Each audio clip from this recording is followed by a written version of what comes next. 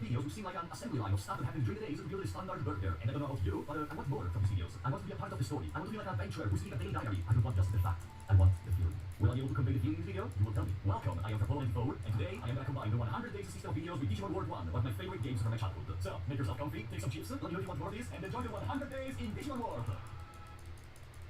Long story short, for people who don't know anything, Digimons are digital monsters who took initial inspiration from Tamagotchi, but clearly developed the following ideas of monster collectors such as Shimmery Tensei or Pokemon. And when I was a kid, Digimon World was the first game where I entered in contact with them. In here, you have to take care of your Digimon like a Tamagotchi, increase the stats, and explore the world while fighting opponents. But it is too soon to go into details. Let me just say my goals for these 100 days are beat the game, which means beat the final boss and then the credits, explain the fundamentals of the game for those who know anything about Digimons or Digimon World, and then complete the city, which you will soon understand what does mean. But for now, let's start. The story is initially set in Japan, and Japan where Digimon is a franchise. Children play with Digimon that can fight, including our main protagonist, Mario. Digimon then show in front of us, asking the generic usual questions: how are you called? How is your Digimon called? Do you prefer day or night?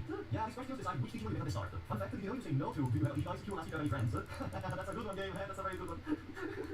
Of course, the main character is going to call the Trapollo, or that's what I would say if there was enough space to call it Trapollo, so it's going to be Farah, and our Digimon is going to be Pollo. And with the last cutscene we will see for a while, we are going to be teleported into the digital world. And our 100 days can officially start. But relax for a second, listen to this majestic soundtrack. Okay, I may be very biased because I was born in this game basically, but god damn it, it's so cool! Welcome to Fire Island. In here supposedly there was a big fantastic city, but suddenly Digimon left it. And all that, they went crazy for supposedly no reason whatsoever. The reason we are talking here is for our sterile bond with our Digimon. Of course, what we have to do is clear, train our partner, go around the world, regain the trust of the Digimons, and rebuild the city. And now, behold gameplay. The first thing we're gonna do is re-enter in Digimon house because this real Pokemon is gonna give us some starting supplies, let's say, and also we're gonna collect some meat from the meat farmer. Yeah, listen, this is a digital world. Of course there is meat from farms, why wouldn't we? If it wasn't clear, these first days will be mainly focused on explaining what you can do in this game. And a discussion of this kind cannot be made without showing you the main attraction.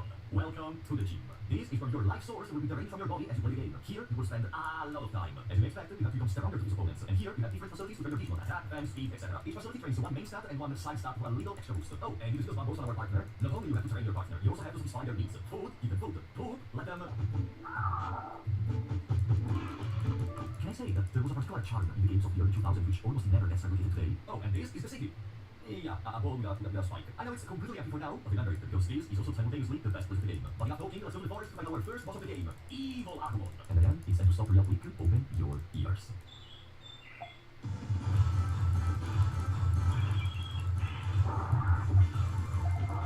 Say everything you want about the fact that I'm biased, but I can guarantee you, if you trust me, almost all the soundtracks of this game are bangers, and I will prove it as we go, and I am very curious to hear your opinion too. But now, let's talk about how the battles work. In battles, our Digimons attack automatically, and we give them orders in the left corner. As you can see for now, we can only select automatic and escape. Then we can monitor our stats and the future move, and we can use items from our back. It may seem to you repetitive and limited, especially because for now, we can really unlock any of the control options here, but there is a weird feeling of satisfaction in watching your own Digimon reading the crack of the opponent.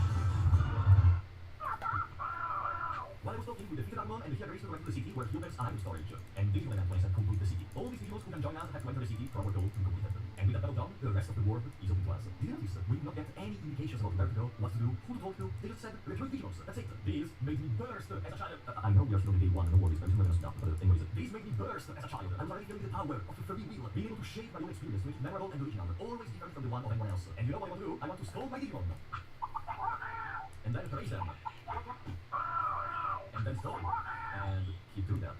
Let me cook. Also, one quick thing, my memory of this game is terrible, so I will be consulting some guides, but not for strategies, just to know the information. Well, it's a children game, why do you consult the strategies? Come on, you can read it by yourself. Just give me a couple more minutes until we reach the evolution and oh, you will understand. During this little chat, we reach the Koala point. Here, in the afternoon, there's a Digimon swimming in the water, Koala. Basically, she allows us to travel to the other side of the water pool, doing some parkour. And so we reach Tropical Island. What do we have to do here for now? Literally nothing whatsoever. Let's look at the left. We did this because starting here, the bridge gets automatically fixed from God knows who, and we can reconnect once again to Koala Point. We are back here because the second time we visit Koala Point, she's gonna join into the city. The Digimon will start a shop in the town, and I think we can already realize why I said this is gonna be the best zone of the game from this specific point. By the way, near Koala Point there is a zone called Kunemon's Bed, and there is a world Digimon here which is sleeping. I wonder who this Digimon is. Kunemon will start a battle with you after we eat food, because... yeah, when we go to the restaurant, we'll punch your waiter when it arrives. This is a pretty easy boss fight, honestly. All things considered, we are pretty ready and we should be able to win.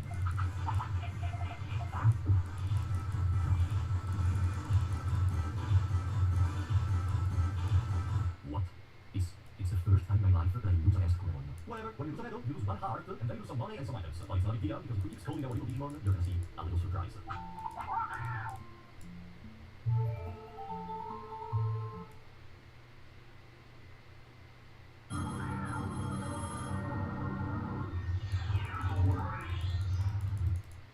This is the main mechanic of Digivolution. Ascending from a Digivolution stage stage to another, going from fresh, training, rookie, champion, ultimate, and mega. No, in this game there are no megas. Or kinda, you will see. In our case, say hello to the champion level Digimon, Nanon. Normally Digimon when you fulfill certain stats requirements or you win a certain amount of battles, other stuff, and we will discuss more in depth in a second. But for Nanon, you just have to keep scolding, and he sucks. And then you may say, why do you want it? This is just to give you an idea of this playthrough. We will of course try to do some min-maxing in some directions, but also to have fun. And the fundamentals of this video stuff, day 1 finally finishes. Okay, let's see real quick the recording of the audio. 10 minutes, 10 minutes, and we have day 1 end. I think I already failed. I think I already failed. I really hope this is not tedious to watch and you're actually enjoying it. Let me know. But without further ado, let's go to day 2. Now that we have a champion level Digimon, we can go around the world and explain. Did I lose again?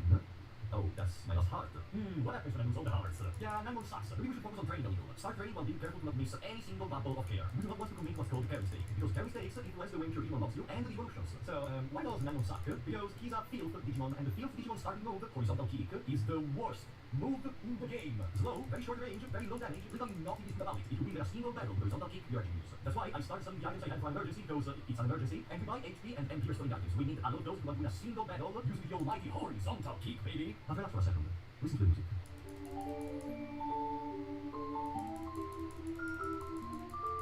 I remember opening the game multiple times when I was a child just to listen to this particular music. You know, there was not a lot of that fancy go on YouTube or Spotify and listen to whatever you want. It was much less common. And hearing it again is for sure emotional. Yeah, my nostalgia is kicking in, but it's the whole reason I made the video. So let's continue. It is time to fight Goemon, or how it's called in this game, Goemon, which I think is the Japanese pronunciation of the name. We're able to get 2 victories using items, and also started collecting some money. It is time to sleep and see each other on day 3. After some more training and some more exploration to collect the Digimushrooms, which can randomly spawn in the maps, we are ready to take on once again Tropical Island. And the reason we are here at night is because of the Tsukaimon. Why we need to fight the Tsukaimon? I am gonna tell you. To learn new techniques. In this game, if an opponent uses a technique against you, you have a chance to learn it once the fight is over if your Digimon can use it. And look, there's something written. Maybe we learn some technique. I'm on the rules, enjoy it. Okay, listen, we have had a few problems, but I think in the end, that's it, the dynamite kick, that's what I wanted. We may almost have finished all our items so that we can go back to the city victorious. The reason I took dynamite kick is very simple. It offers a pretty good damage for the early game, it's kinda fast, and it's gonna turn our Nanon in a machine of destruction, right? Oh well, remember guys, it doesn't matter how many gold ingots you put on a piece of poop, it will always be a piece of poop.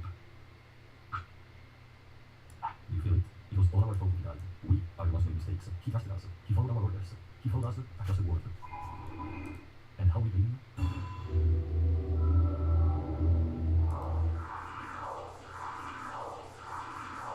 When I was a child, I remember this scene always traumatized me. The music, your partner dying. This is not Pokemon. Here, Digimons die very easily. But at least they leave behind something, as they do.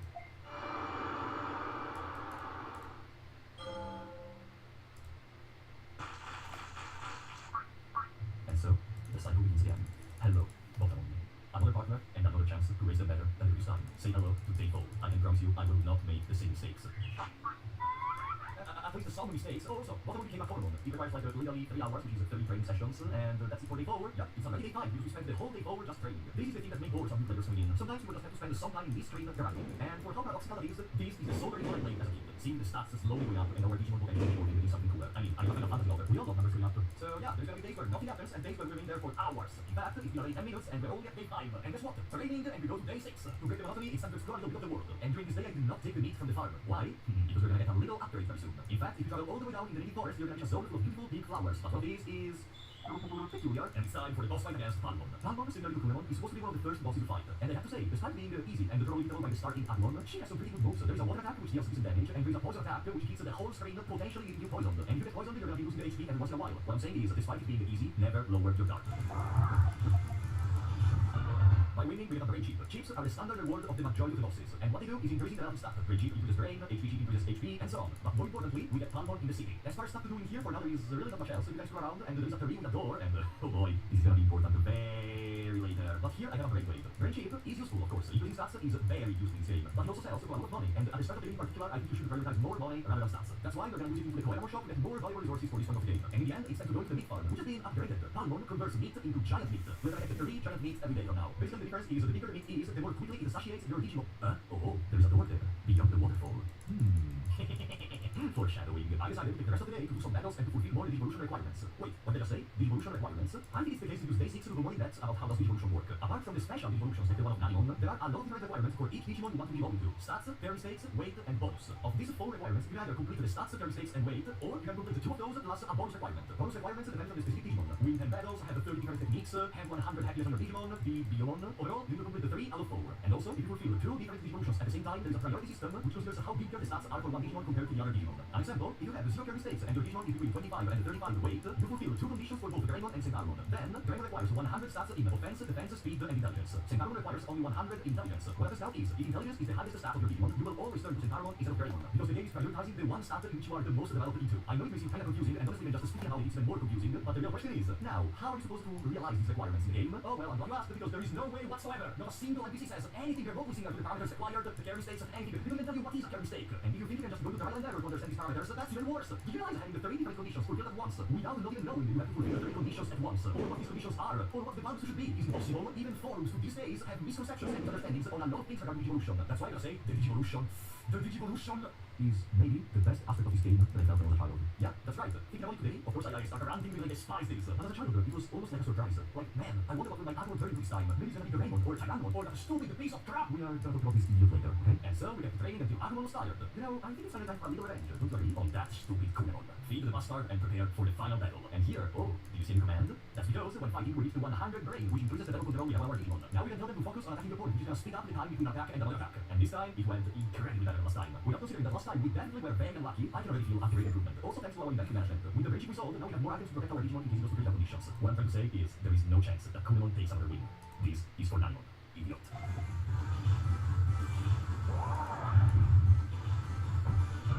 That's it. We annihilated Kumamon. Which means that you will gladly join the city. You will open a little shortcut between the Tropical Jungle Bridge and the city itself. And talking about the Tropical Jungle, there is one more Digimon we can collect before day 6 finishes. There is in fact a Betamon in the middle of nowhere, which doesn't remember anything, but for some reason, our vision made me remember about the city.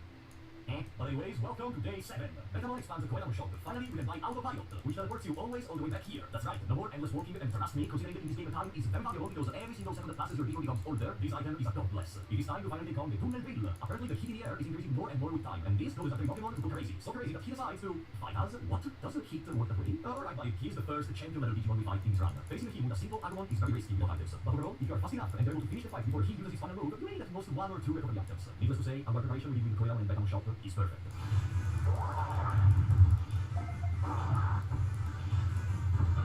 We got it, and now be prepared because there is the best reward you will ever get in any video game. So, for defeating this Pokemon, you don't get items, you don't get stats, you don't get something special, an item or something. No, you get a joke. The Pokemon digs a tunnel, you have to carry the trash outside. Do you want to know how does this translate gameplay-wise? No, this is not a throw. This is what is actually happening right now. You have to manually go all the way from the tunnel outside, deposit the dirt, go back, take more, deposit the dirt, go back, take more, over and over again. This is the thing I disliked the most as a kid. Working gives you a very small stat boost and some money, but it is so boring. And to insult to injury, for a good part of my time as a child, I did not have a memory card. Oh yeah, hello new generations. In the past to save data on consoles, you needed external support. I was not able to save the game, so I had to replay the same sections over and over again. You have no idea how many times I saw that stupid pile of trash. But well, at least it's cool that the Googles have an extra dial to go to them while working, I guess. Thank you so much. Dude, why are you not transporting dirt too? And that's how we say hello to day 8.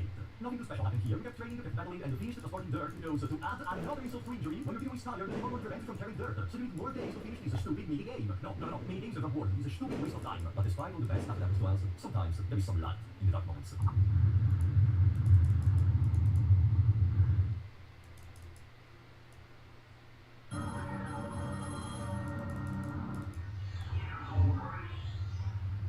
Say hello to the world, Naimon, who is exactly who I wanted to get. Mostly because he can use Dynamite Kick, the move we got as a legacy gift from Naimon. And unlike Naimon, he does not completely suck. And when we go to day 9, let me show you the power of my new Digimon. Let me show you the power of my new Digimon. Oh, come on, see, that's a lot of damage. It was worth the wait. Now, we're having a city prosperity to do another thing. If you go to your home, he will tell you how there is an invisible bridge which connects to the Great Canyon. The problem is, as a new player, you genuinely may not know where to search it. It's invisible. You will apparently have to look for every single legend you come across hoping to find it randomly. If only there was another very little hint towards the possible position.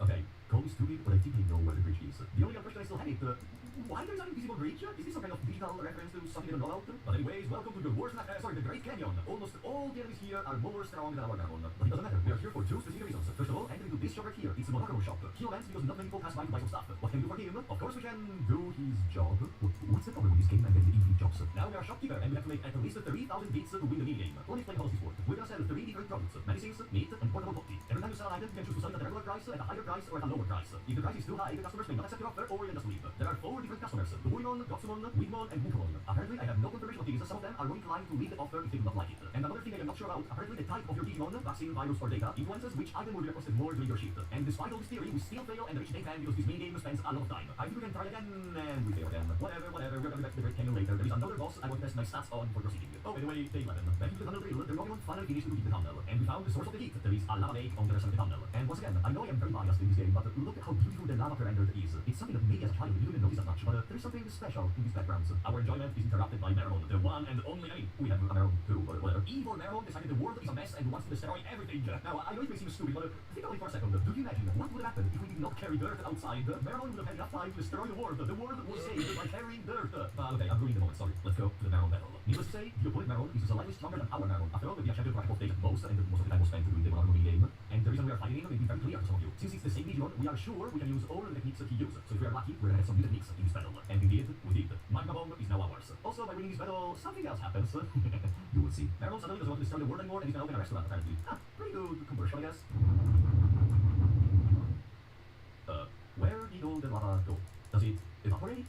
Did the Pokemon drain it? And required to wait. You required more than one day to dig a stupid tunnel and then the lava evaporated. Whatever, it's suspension of disbelief, I guess. Anyways, go down and talk to this Pokemon, which apparently is digging down their tunnel. Okay, I swear there is something weird. You require multiple days for a tunnel, but then to drain all the lava. Oof, it's time to go back to the Great Canyon. After testing my strength against Meron, I think I'm ready to tackle another important battle. While we go around, be absolutely careful to not touch a single opponent because they all have the strength of that Meron at least. And with the elevator, go to the floor. Fun fact, once you reach the floor, you cannot use the elevator to go back down. For some reason, not apparent to me, the one thing you can do is to face the boss of the area, Bertramon. This fight, from our point of the game, is incredibly hard. Despite Bertramon being still a champion level, it's one of the strongest champions you can fight in your game. And we don't have that many resources in inventory. This is a difference which I remember clearly at the time I loved more than games like Final Fantasy or Pokemon. In those games, it always felt like it was too easy to just get a lot of money even at the start. In here, while of course later, thanks to the expertise, we will get infinite money, there's a good section of the game in which we will struggle. We will have to manage it for the days to keep moving forward. We win the battle and Bergamot opens a faster travel engine. Last human left in the city. I do not remember this dialogue from Bergamot. Pretty interesting. Bergamot opens a faster travel agency. From here, we can fast travel to some location of the world, and with the autopilot, we can fast travel back home. Traveling is no longer an issue. And then we spend the rest of the day letting us the train a little bit more. I think that's the best way not to feel the train as too heavy. Alternating some exploration with some training every single time. Always adding more Digimon to the city with new options to help you. Enough talking to say hello to day 12, where once again, big changes are gonna arrive. First, I tried to find a new technique from the Ruins near the entrance to Great Canyon. And I failed miserably. Also, damn, these Digimons are only intermediate level, but they are making my champions wet. Hello there. If you're hearing me, it means there's something wrong. As you noticed, I said intermediate level. Yeah, multiple times in this recording, I will refer to rookie level as intermediate. I'm sorry, I'll continue. Anyways, I said it was gonna be a very important day. Do you know why? Do you remember this little wall full of rocks accessible? What if I told you, with the battle with Meron, it got destroyed, and you can go into Mount Panorama. Welcome to the mid-game. And our battle! Mount Panorama, in my opinion, is the true entrance into the mid-game. Technically, it is reachable before dealing with Meron, even though it's a big chore and you shouldn't do it at all. I find the opening of this path as the real moment where you need to strategize. Do you have enough supplies to explore? How many days is this expedition gonna last? Is your Digimon able to battle? Are there any techniques your Digimon is missing that maybe you're able to find in here? Jumping all the enemies here is especially more difficult than before. I remember clearly as a child I was terrible at dodging enemies. This zone caused me to lose countless items and money. Also because remember, now I know most of the places and we are visiting these zones with a Meron. But at the time, I had this piece of garbage! It's still too soon to talk about him. But hey, it's time for another one of those moments. Open your goddamn ears.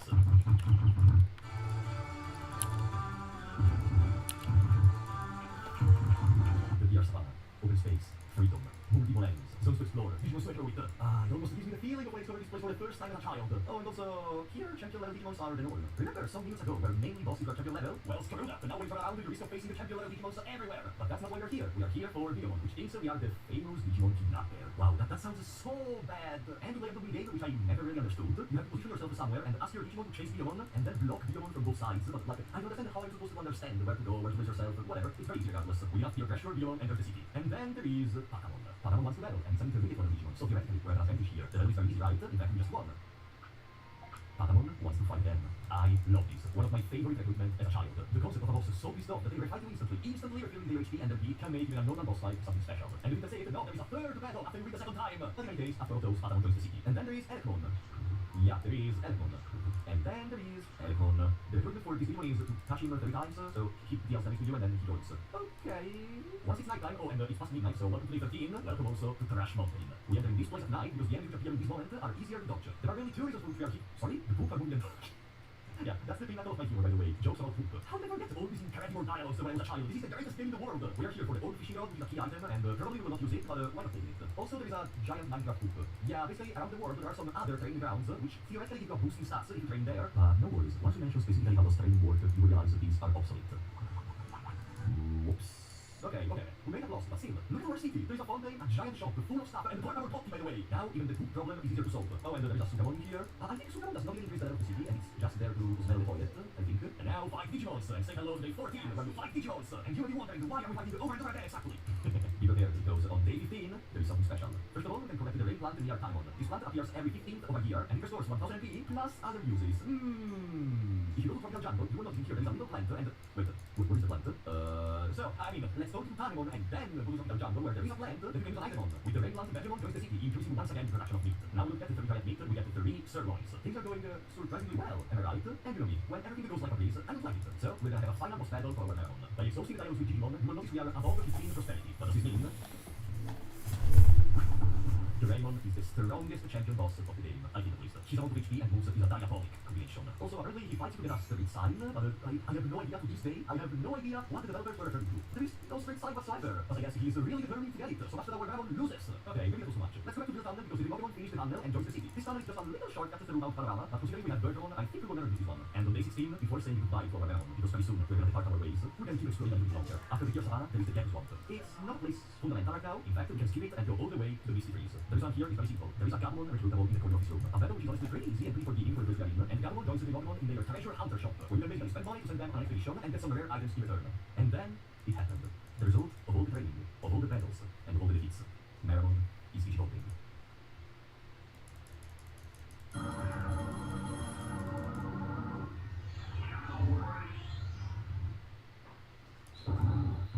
Antonon, our first ultimate level Digimon. And look at those stats! Ultimate level is the strongest level available in this game. There is no mega level unfortunately, but oh boy, you feel excited when your Digimon evolves into this level. I remember vividly, I never obtained an ultimate as a child. Never. And I mean never. I had not beat the game as a child. Not because of this, because of something else, but we're gonna talk about that something else later. In Tropical Jungle, it is time to go for Turkibasta Land, also called Overtell. Are you scared? No worries, we're not gonna stay here for long. We just want to talk to Pokemon. In this incredible conversation, you have to answer yes, and then no. And because of these answers, Pokemon will join the city.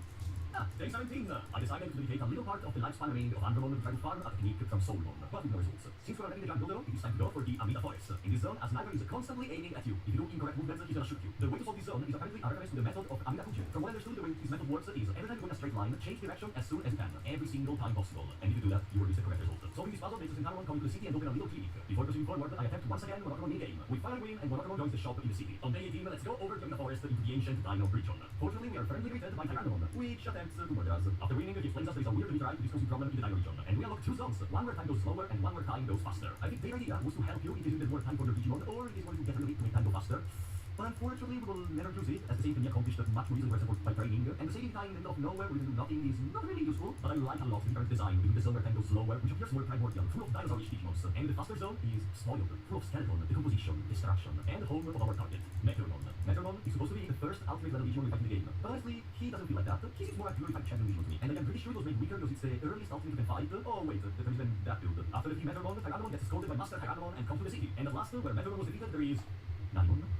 Is that my Nanimon? He also drops a keychain, which increases the amount of items in your inventory, and that's it. That's it. There is literally nothing else to do in the region. I don't know, to me it feels like an unfinished area. It is visibly big, and things are going to be doing there. I think they had more in storage for this, but I had to cut it short and cross or something, and it's a pity. The different flow of time is a very cool concept. I would love some more structures in here. Also, what Digimon is that giant spine from? But now it's time to do something else. Exploration. From the Great Canyon, you can reach the Trees Land. And if it was not clear, we should not be here. There is no better moment to explain how in this game, random battles are always scarier than boss battles. A random Digimon is able to deal a big amount of damage, and the reward for the battle, 600 bits. It is not there to be defeated. It's there to kill you or to reduce your resources, all while the most threatening music plays in the background. There is a reason we are here though. Him. He is the reason we came in here. Mojamon. Mojamon gimmick is very simple. They are traders. You give an item, they give an item back. And this leads us to something that I am very proud of saying I discovered on my own. I am pretty sure it's pretty common knowledge in the Digimon community, but discovering it by yourself is always going to be more special. So, we have a lot of medium recovery, and this Mojamon trades medium recovery for special defense discs. Medium recovery costs 500 bits. Special defense discs sell for over 1,000.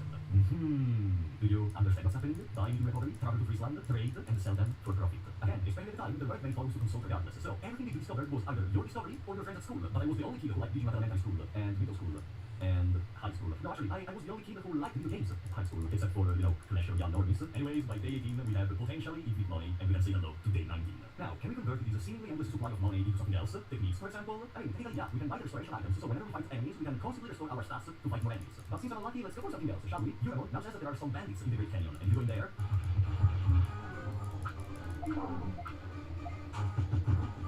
yourself the most unfair opponent in Digimon world. Surprise attack with 3 Digimons. I am lucky I got an ultimate, otherwise this battle would be very difficult. But plagiarizing the Star Wars, we can defeat even Pokemon. But it's far from being over, it's very far from being over. What I do now is I inspect this little ledge of the Great Canyon and I fall down and die. The end. That's a joke, we are still alive, but to reach the fortress entrance.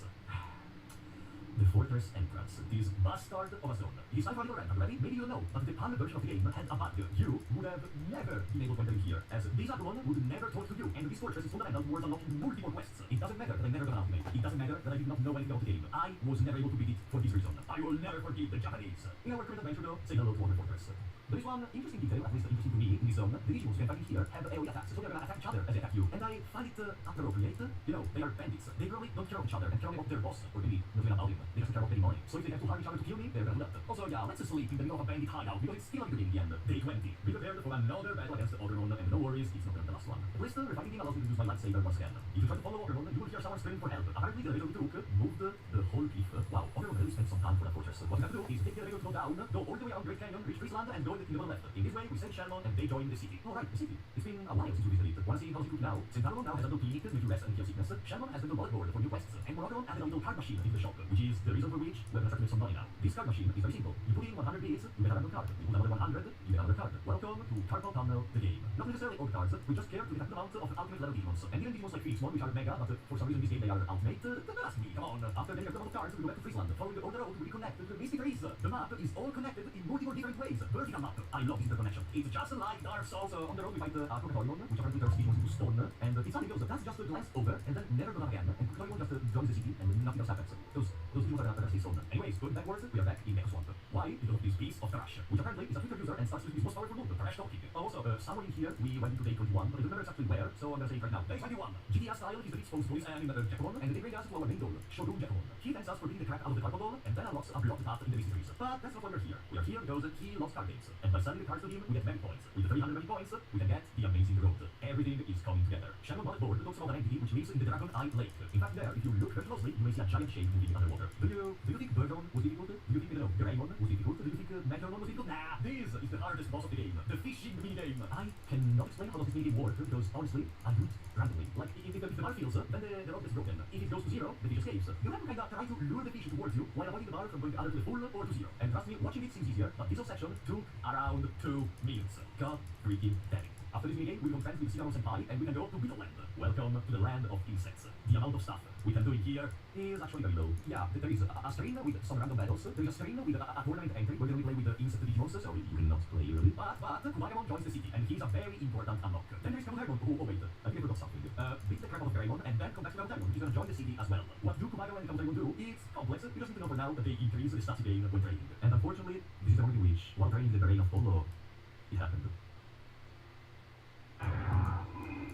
Yeah, as you may have imagined, not only Digimons die after getting heavily injured, they also age, and we are back once again to our starter. But this time, we can pick one of 4 different decks, and we're gonna go for the big one. You will. Right on time for day 22. I think from here we can fast forward a teeny tiny bit from Euromon into Pokémon into Betamon on day 23. Wait, active Groggy. Betamon is gonna be the cocoon of our new machine of destruction, and we will do that by not battling. Yeah, you heard me right. Spend the entirety of the day 23 and 24 training like a monkey. Welcome to day 25. 1/4 of the challenge is officially done, and we are already at 1 hour of video. But no worries, I am pretty sure the longest part already ended. The rain days will require at most another hour. The rain is still going to make them very easily thanks to our infinite supply of meat, and due to the fact that we do not need to pay attention to poop. Yeah, you heard me right. If up to now I've always been very careful to never put poop outside of the toilet, right now we want to do that. Some Digimons to be obtained need carry states.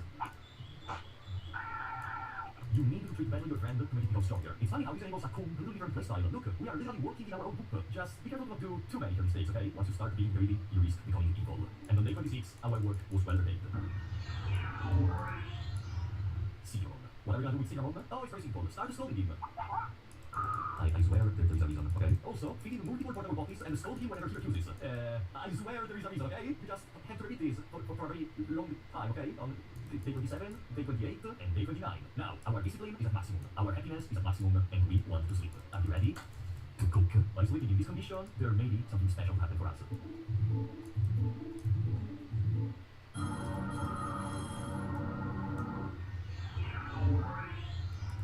Say hello to Irodamon and to day 30. This special evolution is not really useful for anything. You can obtain Irodamon even normally. Why do we do it? Because I want to have fun in the 100 days. Why will I do 100 days otherwise? And no, I am not throwing for content. You will see what does Irodamon become, okay? Oh, by the way, while editing I realized that for the level 1 Digimon, there is an injured Union at the Panorama. If you give them a mandate, they're gonna join the city. On day 31, I actually want to use the shortcut to drill. Not for any particular reason, just because, why not? We unlocked it. Here, we're gonna try once again to get the skill we wanted to get from Solomon in the Order of Cemetery by farming the Shina Union. And spoiler, we failed. Now, as I was going around to try to get it, I assisted one animal on it.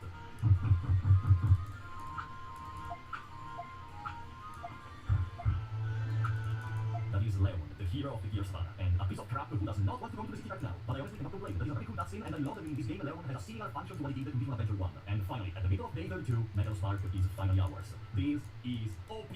But before putting it to good use, it's between the 1st and the 15th of the year. So, if you go in this specific zone of the Gear Savannah, you can find a very peculiar shop. Also, is that thing supposed to be a Digimon? What type of Digimon is that? Anyways, it's a card shop. It's gonna sell singles, packs, and it's gonna give us an exclusive card for our presents. A card with our main character in it. I remember loving his idea as a child. It really shows Digimons are spreading the rumors about a human intended to make the city shine again. So much that they created a card for it to celebrate. But let's go back to more serious stuff for a second, okay? I think you still don't fully comprehend the power of Metal Spark. That's why we're gonna test it against a very difficult battle. In the first one, you can find a giant whale called Wamon, which apparently has been pushed away from his own home from someone evil. Someone you may know very well. You guessed it. It is Ogermon once again. But this time, it's slightly different. Not only Ogermon, but Warusindramon. The first ultimate we fight. And no, I am not counting your one. No. This is the first ultimate we fight in the round. But most importantly, it's a 3v1, and we have a champion. One of the most difficult battles of the game. Now, are you ready to see why I love Metal Spark?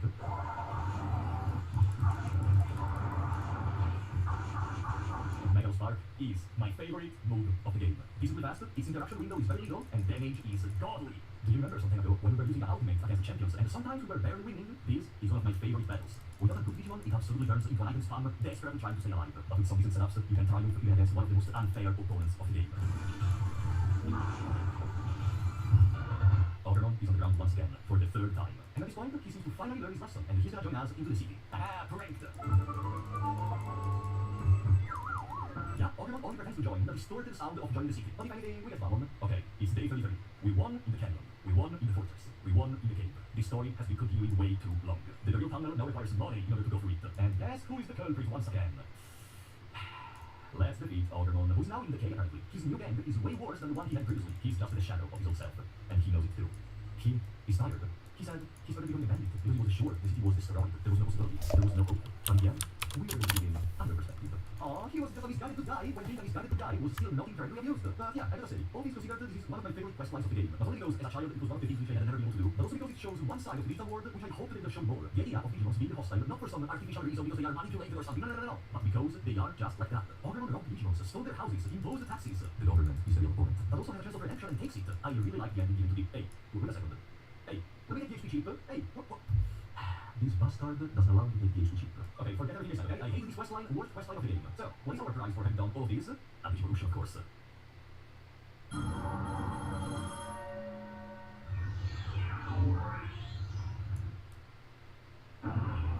Mega Dramon. Oh boy, Mega Dramon. Everything a kid may love. Dragon, wings, well clothes. Yes, I'm a very simple person and I love this Digimon. There is also a reason we chose this one in particular, because we are gonna go to Factorial Town. You see, when you unlock Wamon, you unlock also a new location Wamon can bring you to, and be prepared because the music here is fire. As the name suggests, Factorial Town is a factory full of machine Digimons and poop.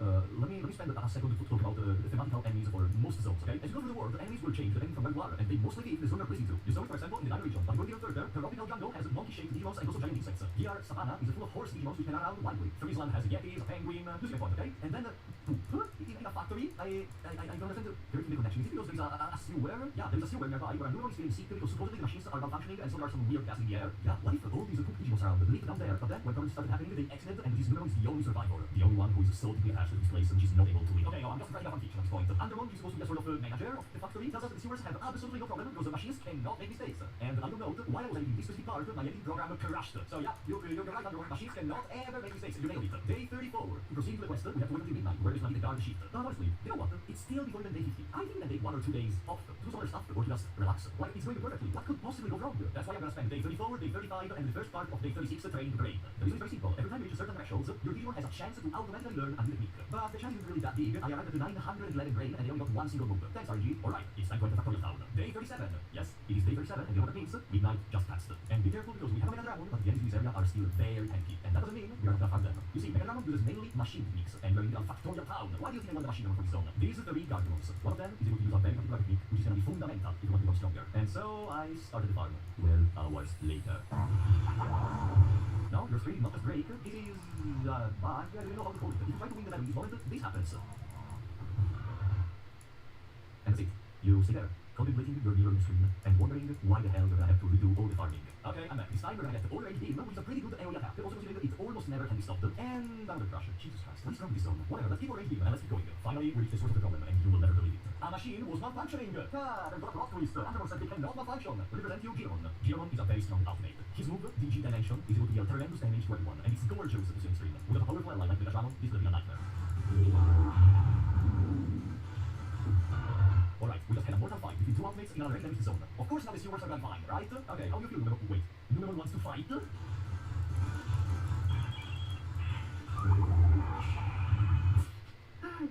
Numero is a fucking legend. I forgot all this battle in particular. This dude right here is what you all should try to become in your life. Determined to follow your ideas. Even when the chances of succeeding are less than zero, I guess. After this little tour, we go back to the factory and farm for our new skill. Full potential. This is fantastic. What this does is it increases offense, defense, and speed during the battle up to 3 times per battle. Which in other words means at the cost of a couple of seconds, your Digimon becomes much stronger. Back to the city on day 38, I decided to try a bit more because there is still one important opponent we have to fight right now. It scares me a lot because it's our ultimate, but our Megatron should be strong enough to tackle it. And you know, this makes me almost a desire to insert a new rule in here. You know what? From now on, I will not be allowed to use more than 3 items per battle. What do you do?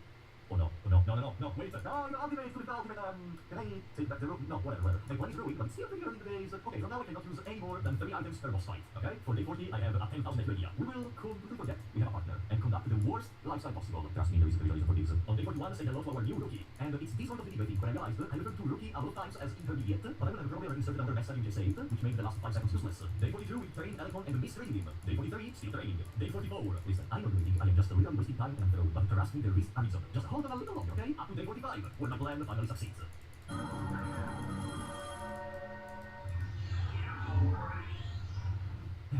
It's finally time to talk about Digimon. Let me explain. Remember I said there are conditions for the champion Digimons. If after several days your Digimon does not have the requirements to evolve into any of his available evolutions, he will turn to Digimon. On our Elton, we only train attack and speed, so he has no requirements to turn into any of his evolutions. And what's the catch with Digimon? Well, he sucks. Then why do I want it?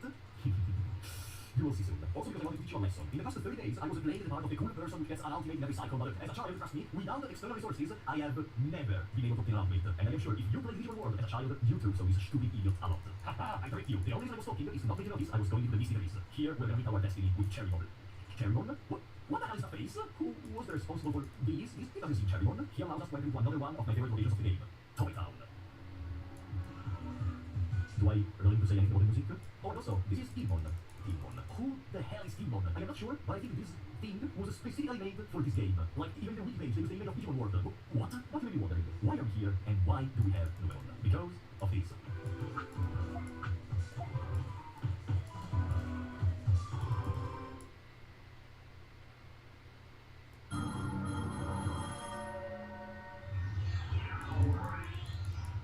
Yes, this game contains one guaranteed ultimate, if you want. Numemon and only Numemon is able to enter into this costume using Monzemon. And the only Monzemon is a fantastic Digimon. But he can use Mega Spark, 6-year-old ultimate Digimon with Mega Spark. Do you see my cooking? Perfectly ready for the day 46 grind. Our training starts. Since our Digimon will supposedly live for a lot of days, we can take all time in the world and relax, even for day 47 and day 48.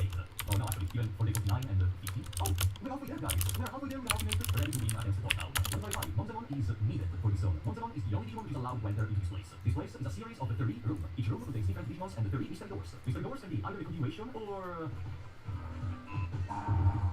I love this game, but the most scary room is room number 2. 2 tank mobs. Now, fortunately, only one of them was involved in the battle. But why? Was it purely luck? Well, yes, but we also helped it. Back in day 37, without telling you, I went to the Numemon secret item shop. He goes to the city and sells enemy repel. While we got into the inventory, enemies may not join battle more times than normal. To be fair, considering the Digimon we have, we would have had that much more problem here. But still. Oh, and let's talk about another move, Warcry. Do you remember full potential? Well, Warcry is basically full potential for 5 Digimons. It is OP. Our damage basically doubles with this. After that, we reach the last room, which is full of clear Agumon, which is a recolor of Toy Agumon, which is a variation of Agumon. What's that? To make a recolor of a variation? Let's review. Welcome to the final room of the secret dungeon. In here, we have to select one of the 2 boxes. Now, I haven't played the game before, so I know we have to select the small one, because the big one contains a giant bomb, which deals damage to you. Say hello to one Monzemon. You know, reading about this scene as an adult is funnier than when I was a child, and I didn't realize it, but do you realize one Monzemon was waiting inside of the box until our arrival, just to make this creepy effect? This is some freaking video bringing for life down the stairs moment. Oh boy, the hype for this battle. The hero of the town against the antagonist. I don't know about you, but this zone in particular reminds me of how I played when I was a child, creating a fantastic city and then having the good hero and the bad villain fighting each other at the climax. And thanks to our victory, he will try to stop being evil. I like to think that one Monzemon is one of the few heroes in this game legitimately evil. Without going the crazy for some reason. And I mean, not like Ogeron, where he was actually a good guy who just thought the world was screwed and so started being evil. No, I think One was just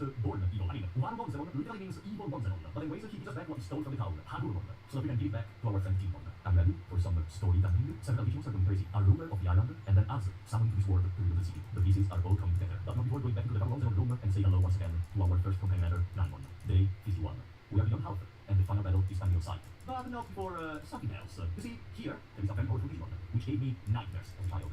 Nightmares. Not only because finding him is completely random, but also because it's like one of the strongest bosses of the game. There it is, that little bastard, Piximon. I don't know if I can do it, but I will consider these a revenge for all the times when I was younger that they beat me. If it wasn't clear, it is time for payback. Idiot. Our battles respond. Remember that we cannot use more than 3 items per battle. Our tactics. We start by stacking our stats with stuff like Warcry, and then we hope that the standard of Mega Spark is triggered. And fortunately, this was the case.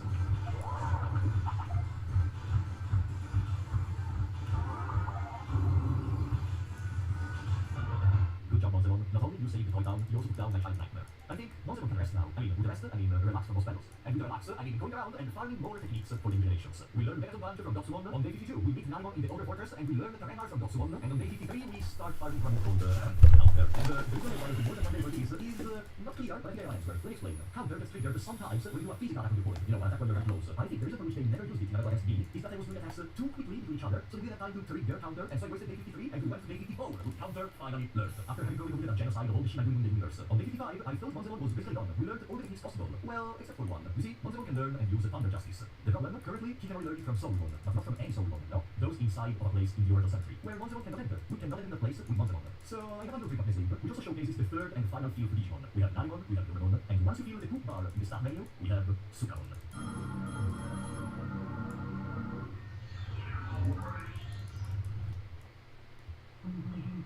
Oh boy, Sukamon. Did you notice our stats got halved when we turned to Sukamon, by the way? Yeah, that's what happens. But it doesn't matter, because Sukamon is a virus-type Digimon, and so is able to enter into the mansion of the Grey Lord.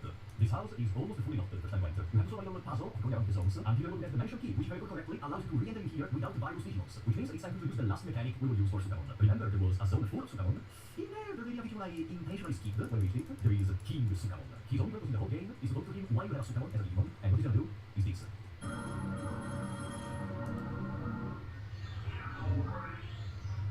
Yes, King Sukamon is able to revert the evolution from Sukamon to what I previously. And if I understood correctly, if you wear an ultimate, it also increases your lifespan. And now, on day 56, we have the key. We have Monzemon, we can enter into the mansion I remembered. Well, whatever, there's another place where we can bring Monzemon, where only vaccine-type Digimons can enter. Do you see, that after 56 days, where I already knew where to go, we are still going to new places. I think this is one of the main reasons which I love the game of childhood. Well, I know it's different from the stuff I'm usually doing on the channel, but one day I literally thought of the funny idea, and I immediately started working with it, like immediately. I really wanted to relate. And I really hope that if you're right at this point, you're enjoying it at least half as much as me. If you do, remember also to leave a comment, leave a like, subscribe, whatever you want. You know the drill. In any case, welcome to the Ice Sanctuary. Ice Sanctuary is a zone with a statue. And that's it. Okay, we're gonna be there, of course. No, there is a secret passage. And in the secret passage, there is a gym. And that's it. No, of course not. There is a secret passage in the secret passage to go and dinner here. But apart from this moment, the zone is pretty boring, honestly. Like, it's just, I don't know, it feels different. It's still a Digimon going around like the other zones, but being more corridor-oriented and uninteresting, honestly, its design. It's kinda forgettable, I guess. Like, the only important thing is at the end, you see a giant hole, and that's it. And then when you exit, there is Angemon, which joins the city. I don't know, I feel like this zone, similar to Dino Region, had more stuff going on for it, but then it just distracted and only plays Angemon. Also because, why would Angemon be frozen? Whatever, let's go to day 57. And maybe we can do anything particularly important today. I'm still chilling in the city. I was just enjoying with my new things. For example, Angemon at night puts a light on a lot of stuff. The view of the clinic, the bullet board, these little patches, which I love. Day 58 was spent once again trying to get more skills. And on day 59, unfortunately, our incredible hero had to say goodbye. No worries, Monzemon. You will always be remembered as the hero you always were, even with your best costume.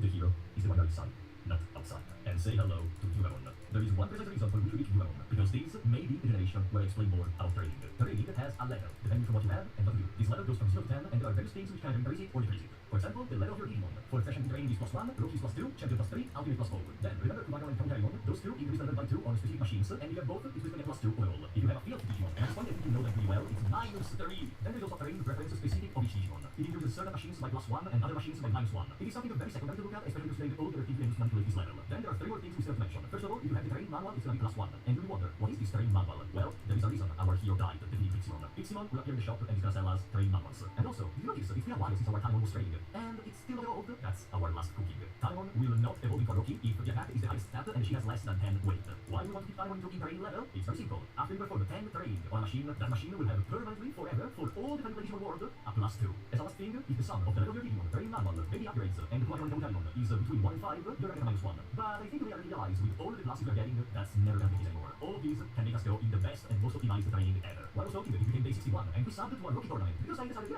I never really involved myself much in tournaments, and we still have 40 days to go. I think we have all the time in the world to perform something like this, and day 62, prepare to another banger on music. In preparation, I trained mainly HP and MP, because since you have to dispute 3 different matches, and considering, remember, your HP will not fully restore between matches, I think it's better to have an extra MP Digimon. With some complications, the first and second round were achieved, and you were in the finals. Tournament is one of the few places where you need to have a plan. I think the moves in the terrain training in something you need to be specialized, because you will not be able to use items. All of these battles depends from your decision making and from your Digimon.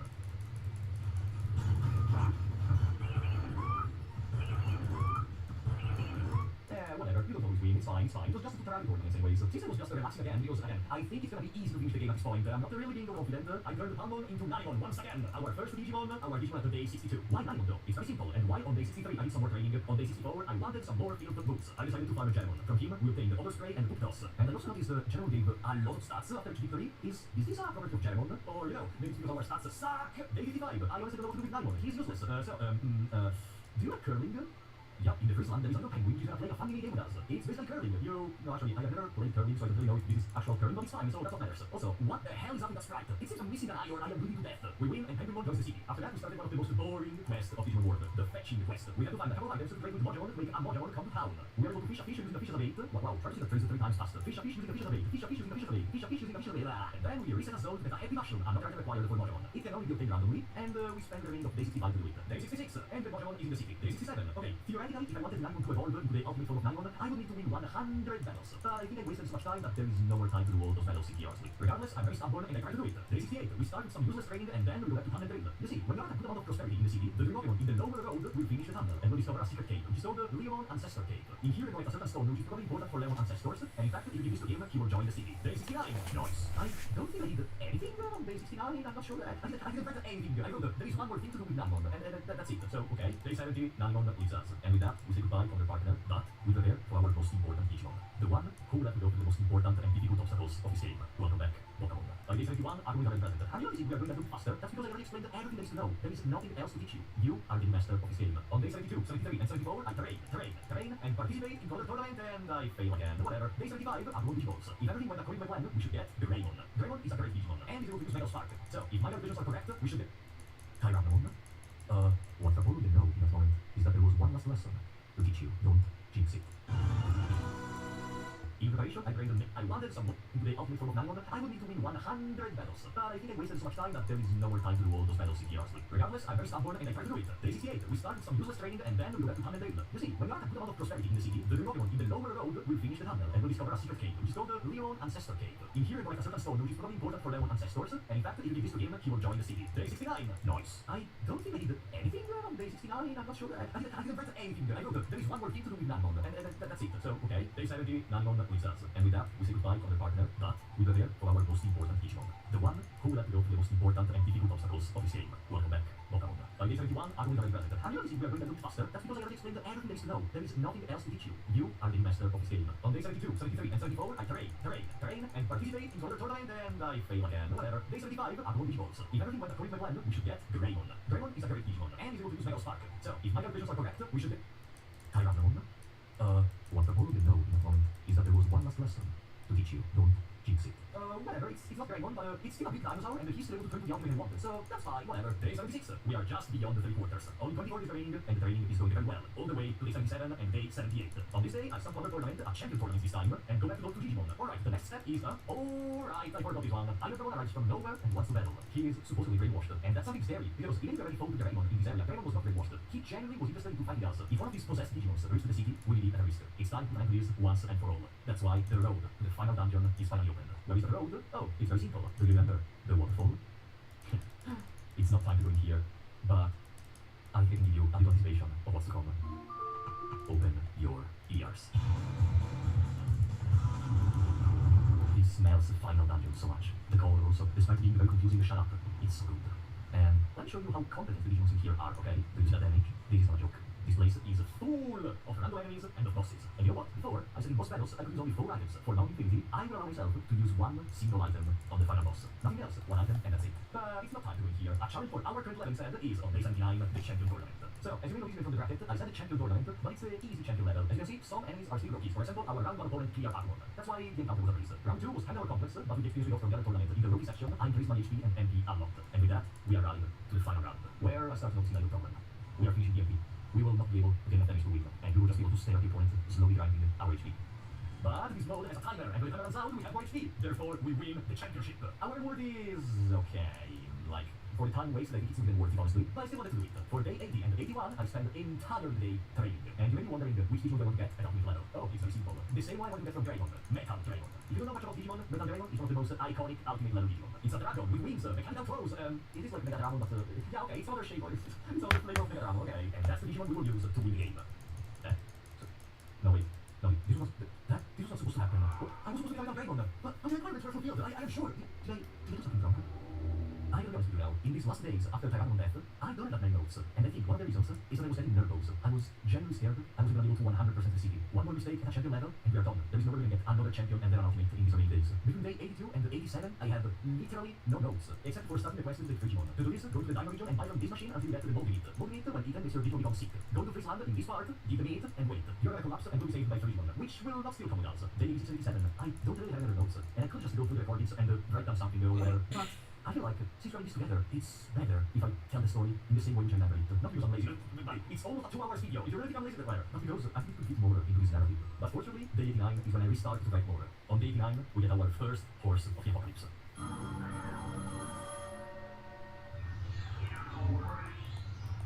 Say hello to Bakemon. 11 days from the end, and we still don't have an ultimate. Bakemon will have to do a lot of stuff. Why Bakemon though? Because she can use Metal Spark. And because Bakemon was honestly too mainstream. Yes, we restarted completing the challenge, and I still want to have fun regardless of it. Bakemon may not be the best, but it's our partner. Also, somewhere around here, we find Ninjamon on the page, and he comes specifically. With her, on day 19, we then go back to the Graveyard Mansion, and finally complete the quest in here. How do you complete it? Oh, it's very simple. If you click a secret button on a coffin, it will transform, and you will be able to go into an underground sanctuary. In here, there is Notice One who is starting, and wants to take some food from the fridge. You go to the fridge, and there is an enigma to find the food, and to solve it, you have to exit the mansion, and the food will be on the ground there. And then you go back to Notice One, you give the food, he's gonna be fine, and he tells you the reason he was starting is because his waiters did not bring him food.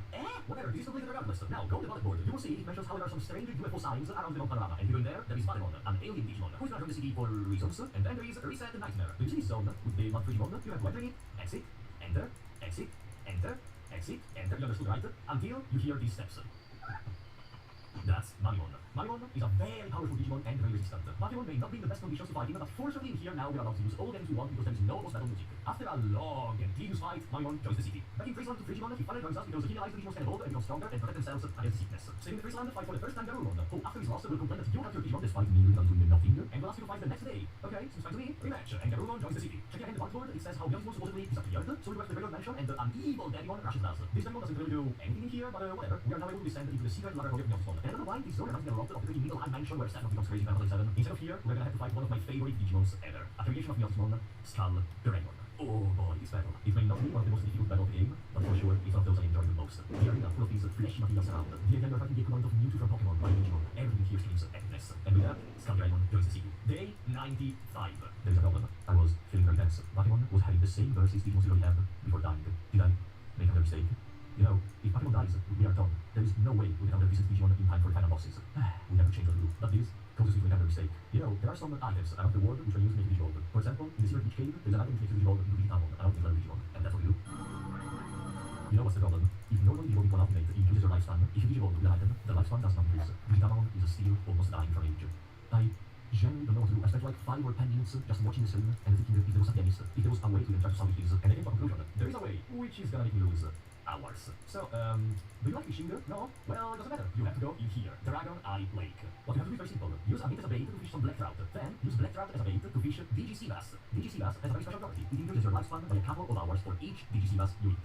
Yes, you heard me right. If you want to have even the slightest chance to triumph against this stupid Mount Infinity, we need to grind DGC bass. Considering you can then fail the catch, and it's not that easy to get it every single time, I think you can imagine how long does this process last. On to catch like 30 or 40 DGC bass. And I thought, for my own sanity, it was better to alternate the DGC bass and some little expeditions in Mount Infinity. Once I think I have enough lifespan to survive for some more hours, we go back for the first assault on Mount Infinity. Now, you may be interested to know something. I did not know this when I played the game, but apparently some people in the community consider Digimon one of the worst Digimons you can have here. And the reason is horrible. Do you remember the finishing move? The move you can use from time to time during the battle? Yeah, for some reason, Digimon 9 out of 10 times hits himself with his finger. You gave an ultimate level Digimon a finishing move which hits himself. Man, this game was magical. In any case, in this first assault, we reached Dragon and there is that little ha, do you remember me moment? But regardless, it's not too difficult because Digimon can still use Metal Spark, fortunately. What scared me though was the second boss battle after Dragon, Mega Dragon. You already saw how powerful can Mega Dragon be from when we were doing it. And this Mega Dragon knows even stronger stuff than ours. And you don't mind that, with the fact that I said I will not be allowed to use items, we will need some very good luck to try to finish battle. We need to get some good stance in and to trust our partner.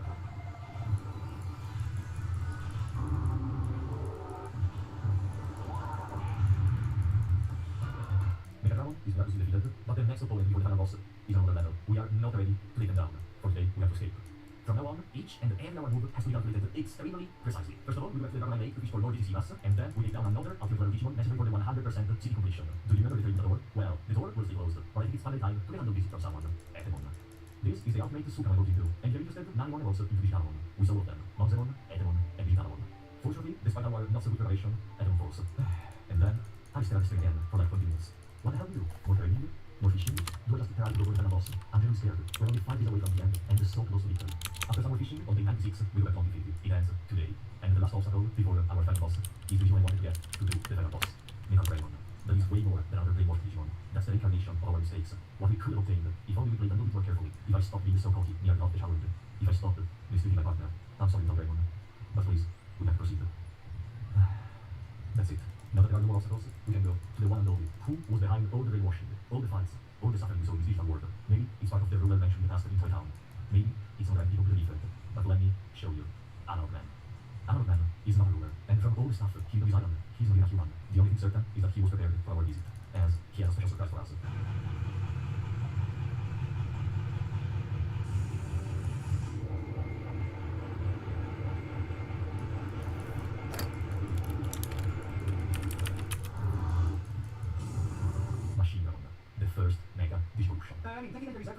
There is a Phoenix, the first Mega of the game. Can we really win this battle? Can we have a good chance against our Mega with our Digitamon? It's not even an actual Digitamon. We think this is an item. When Digimon be an item, even when that is stuff booster, we are still a champion Digimon against a Mega. No. There is no way to win this. It's funny because, of all moments, I think it's around here that in real life, I started laughing. It's been a while since a video game involved me so much as in this case. It's not even about a video anymore. It's about making Digitamon be such stupid machine gun. We go back to fish for more Digisimas. And once I feel confident enough, I have one last trick up my sleeve. We're gonna go to the tropical jungle. Do you remember at the start of our video where we obtained Beckhon? Now, in that area, there are some random opponents, including Beckhon. Why is this important? Because from him, we can obtain another very strong move of the game. Aqua Magic. Full potential is for mechanical. Warcry is for fight. Aqua Magic is for water. And Digitamon can use Aqua Magic. I could spend some more time training with it. I could maybe prepare a bit more. I could use more fish. But I think day 97 is the one which learns the game once and for all. I did not play the music before, but I think it's finally time for you to listen to the final boss music.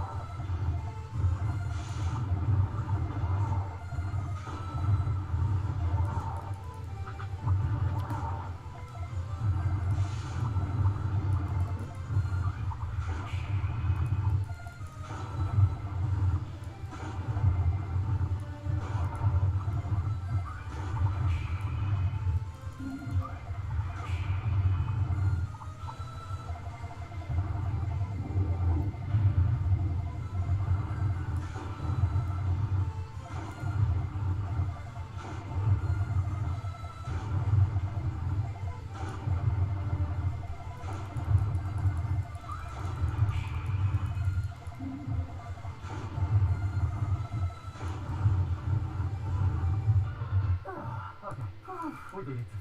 I was very scared, honestly. I was not so confident anymore at one point of the battle, but fortunately our Digitamon was able to triumph. And then in the end, we get a very satisfying cinematic of that stupid bastard finally scared. Apparently he was trying to leave the digital world and go into the real world, but something fails and he dies, whatever. I'm one game, you credits. And so, the final boss is defeated, and our run is over, right? Wait, let me, hold on real quick. Let me reject the rules at the start. Oh, Much prosperity. Wait, much prosperity. Okay. Yeah, they turn over all. After that, we re-enter into the digital world. First of all, you factorial town, there is something similar to Mamimon, in Monterrama, there is Metal Mamimon, and you talk to it. Metal Dragon? I have never noticed that. The game calls Metal Mamimon, Metal Dragon. Whatever. Let's take him. Oh no, Digital One wants to sleep. We'll have more life after this. No. Please, Digital One, hold on just a little longer. There is one more Digimon we have to defeat. Please. You know, it's kind of poetic that the last battle we have to do is against a copy of our own Digimon. What's the only difference? This one has 9,999 HP. Nothing important. And that one is done. Speed on the dialogue with Digimon, and look, 100 prosperity before the end of the 100 days. We did it. Thank you so much, Digimon. Now you can sleep. Hope it's not gonna take forever.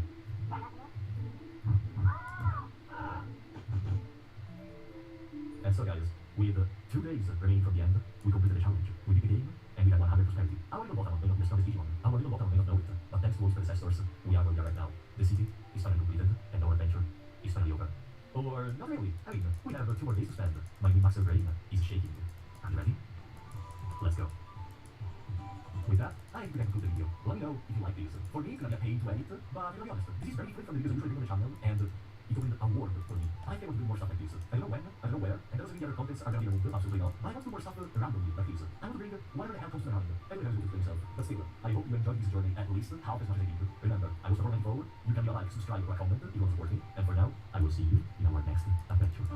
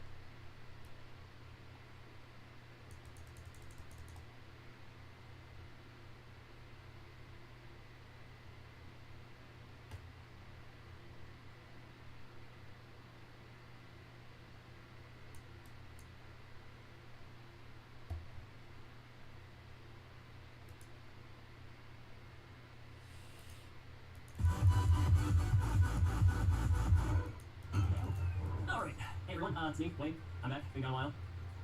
Let's talk about Digimon.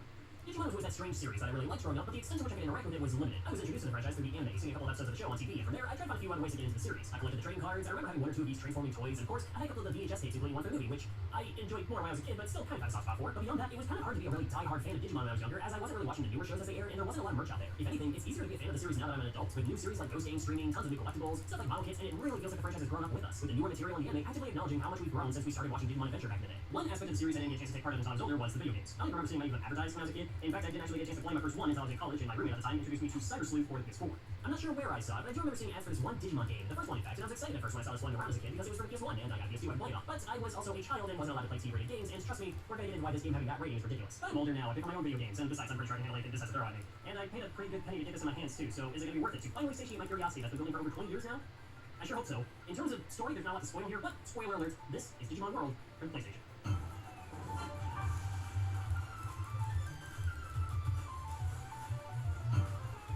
Just look at this thing. I normally go on my way to collect black labels for my PS1 games, but I've yet to find one in as good condition as this greatest 6 copy, so here we are for now. Can't deny how cool it is to finally have this in my collection. That image of Mel Greymon was striking. It's no wonder they decided to use this for the American box art. It's a legitimately awesome render, and oh boy, what a tagline on some of these ads may not be suitable for people who suck at video games. I can tell you right now, it took some stones for this game to come right out of the gate swinging like that, especially since a lot of advertisements at the time weren't really showing off what the game actually was, and all the marketing seemed super vague. And you have to say though, as much as I like this American box art, I was shocked the other day when I finally saw the Japanese box art for the first time, and are you kidding me right now? This is amazing! I'm pretty sure this was done by Kenji Watanabe, an insanely talented artist who did a lot of early artwork for much of the So there's a bad Digimon inside my 3DS. Isn't that crazy? That would be science, and if you don't, good luck, because this game has no intention of walking through that process. There's a sort of art to how a game can communicate its mechanics to the player, and this is a form of art that Digimon World seems to have a decent understanding of for just about everything outside of how evolution works, and given how crucial this process is to your progression, as you only know how to raise specific Digimon to either deal with strong opponents in the overworld or complete missions that call for very specific creatures, this feels like more than just a slight oversight. I know there's a player's guide available for this game, but I've also heard that it's not even very reliable when it comes to accurately walking you through obtaining specific Digimon. I should address that there are some fans out there who hold to the idea that half the points or half the fun of this title is walking through the Digimon racing process blindly, doing your best to train them up in the way that makes sense to you and just seeing what they become. And I don't disagree, actually. You know what? I can see value in that, especially when you're first starting out in the game and can afford to take things a bit more casually. These evolution trees will lead you through the base Digimon to the more intermediate forms in a fairly natural way and aren't exactly the most demanding thing in the world. Getting a good champion level Digimon might not be too hard, and who knows? You might be surprised by how much you end up liking a certain creature that maybe you didn't even think much of before. Early on, I was sort of blindly making my way through the game, raising my little digital buddy and ended up racing it into a Bergermon, which was never really one of my go-to designs in the series, but I think we can all see a little appeal in a giant bird that's constantly set on fire and apparently can't afford a gentle pair. This guy stuck with me for a while though. He ended up being a really reliable partner, gave me through some of the early game trials, able to blast through most battles, and I was able to clear a few recruitments because of it. I gained a new appreciation for Bergermon after that, something I probably wouldn't have had if I didn't raise that Digimon without knowing exactly what it would turn into. In fact, the first ultimate level Digimon I got was not one I would normally have gone after. I barely even gave Andromon a second thought before playing this game, but now I love this guy. We've been through so much together. He helped me on so many tough areas. I started to care about so many Digimon I never did before playing this game, like Betamon or Lekmon, the list goes on. And when Andromon finally had to fade away to begin the cycle anew,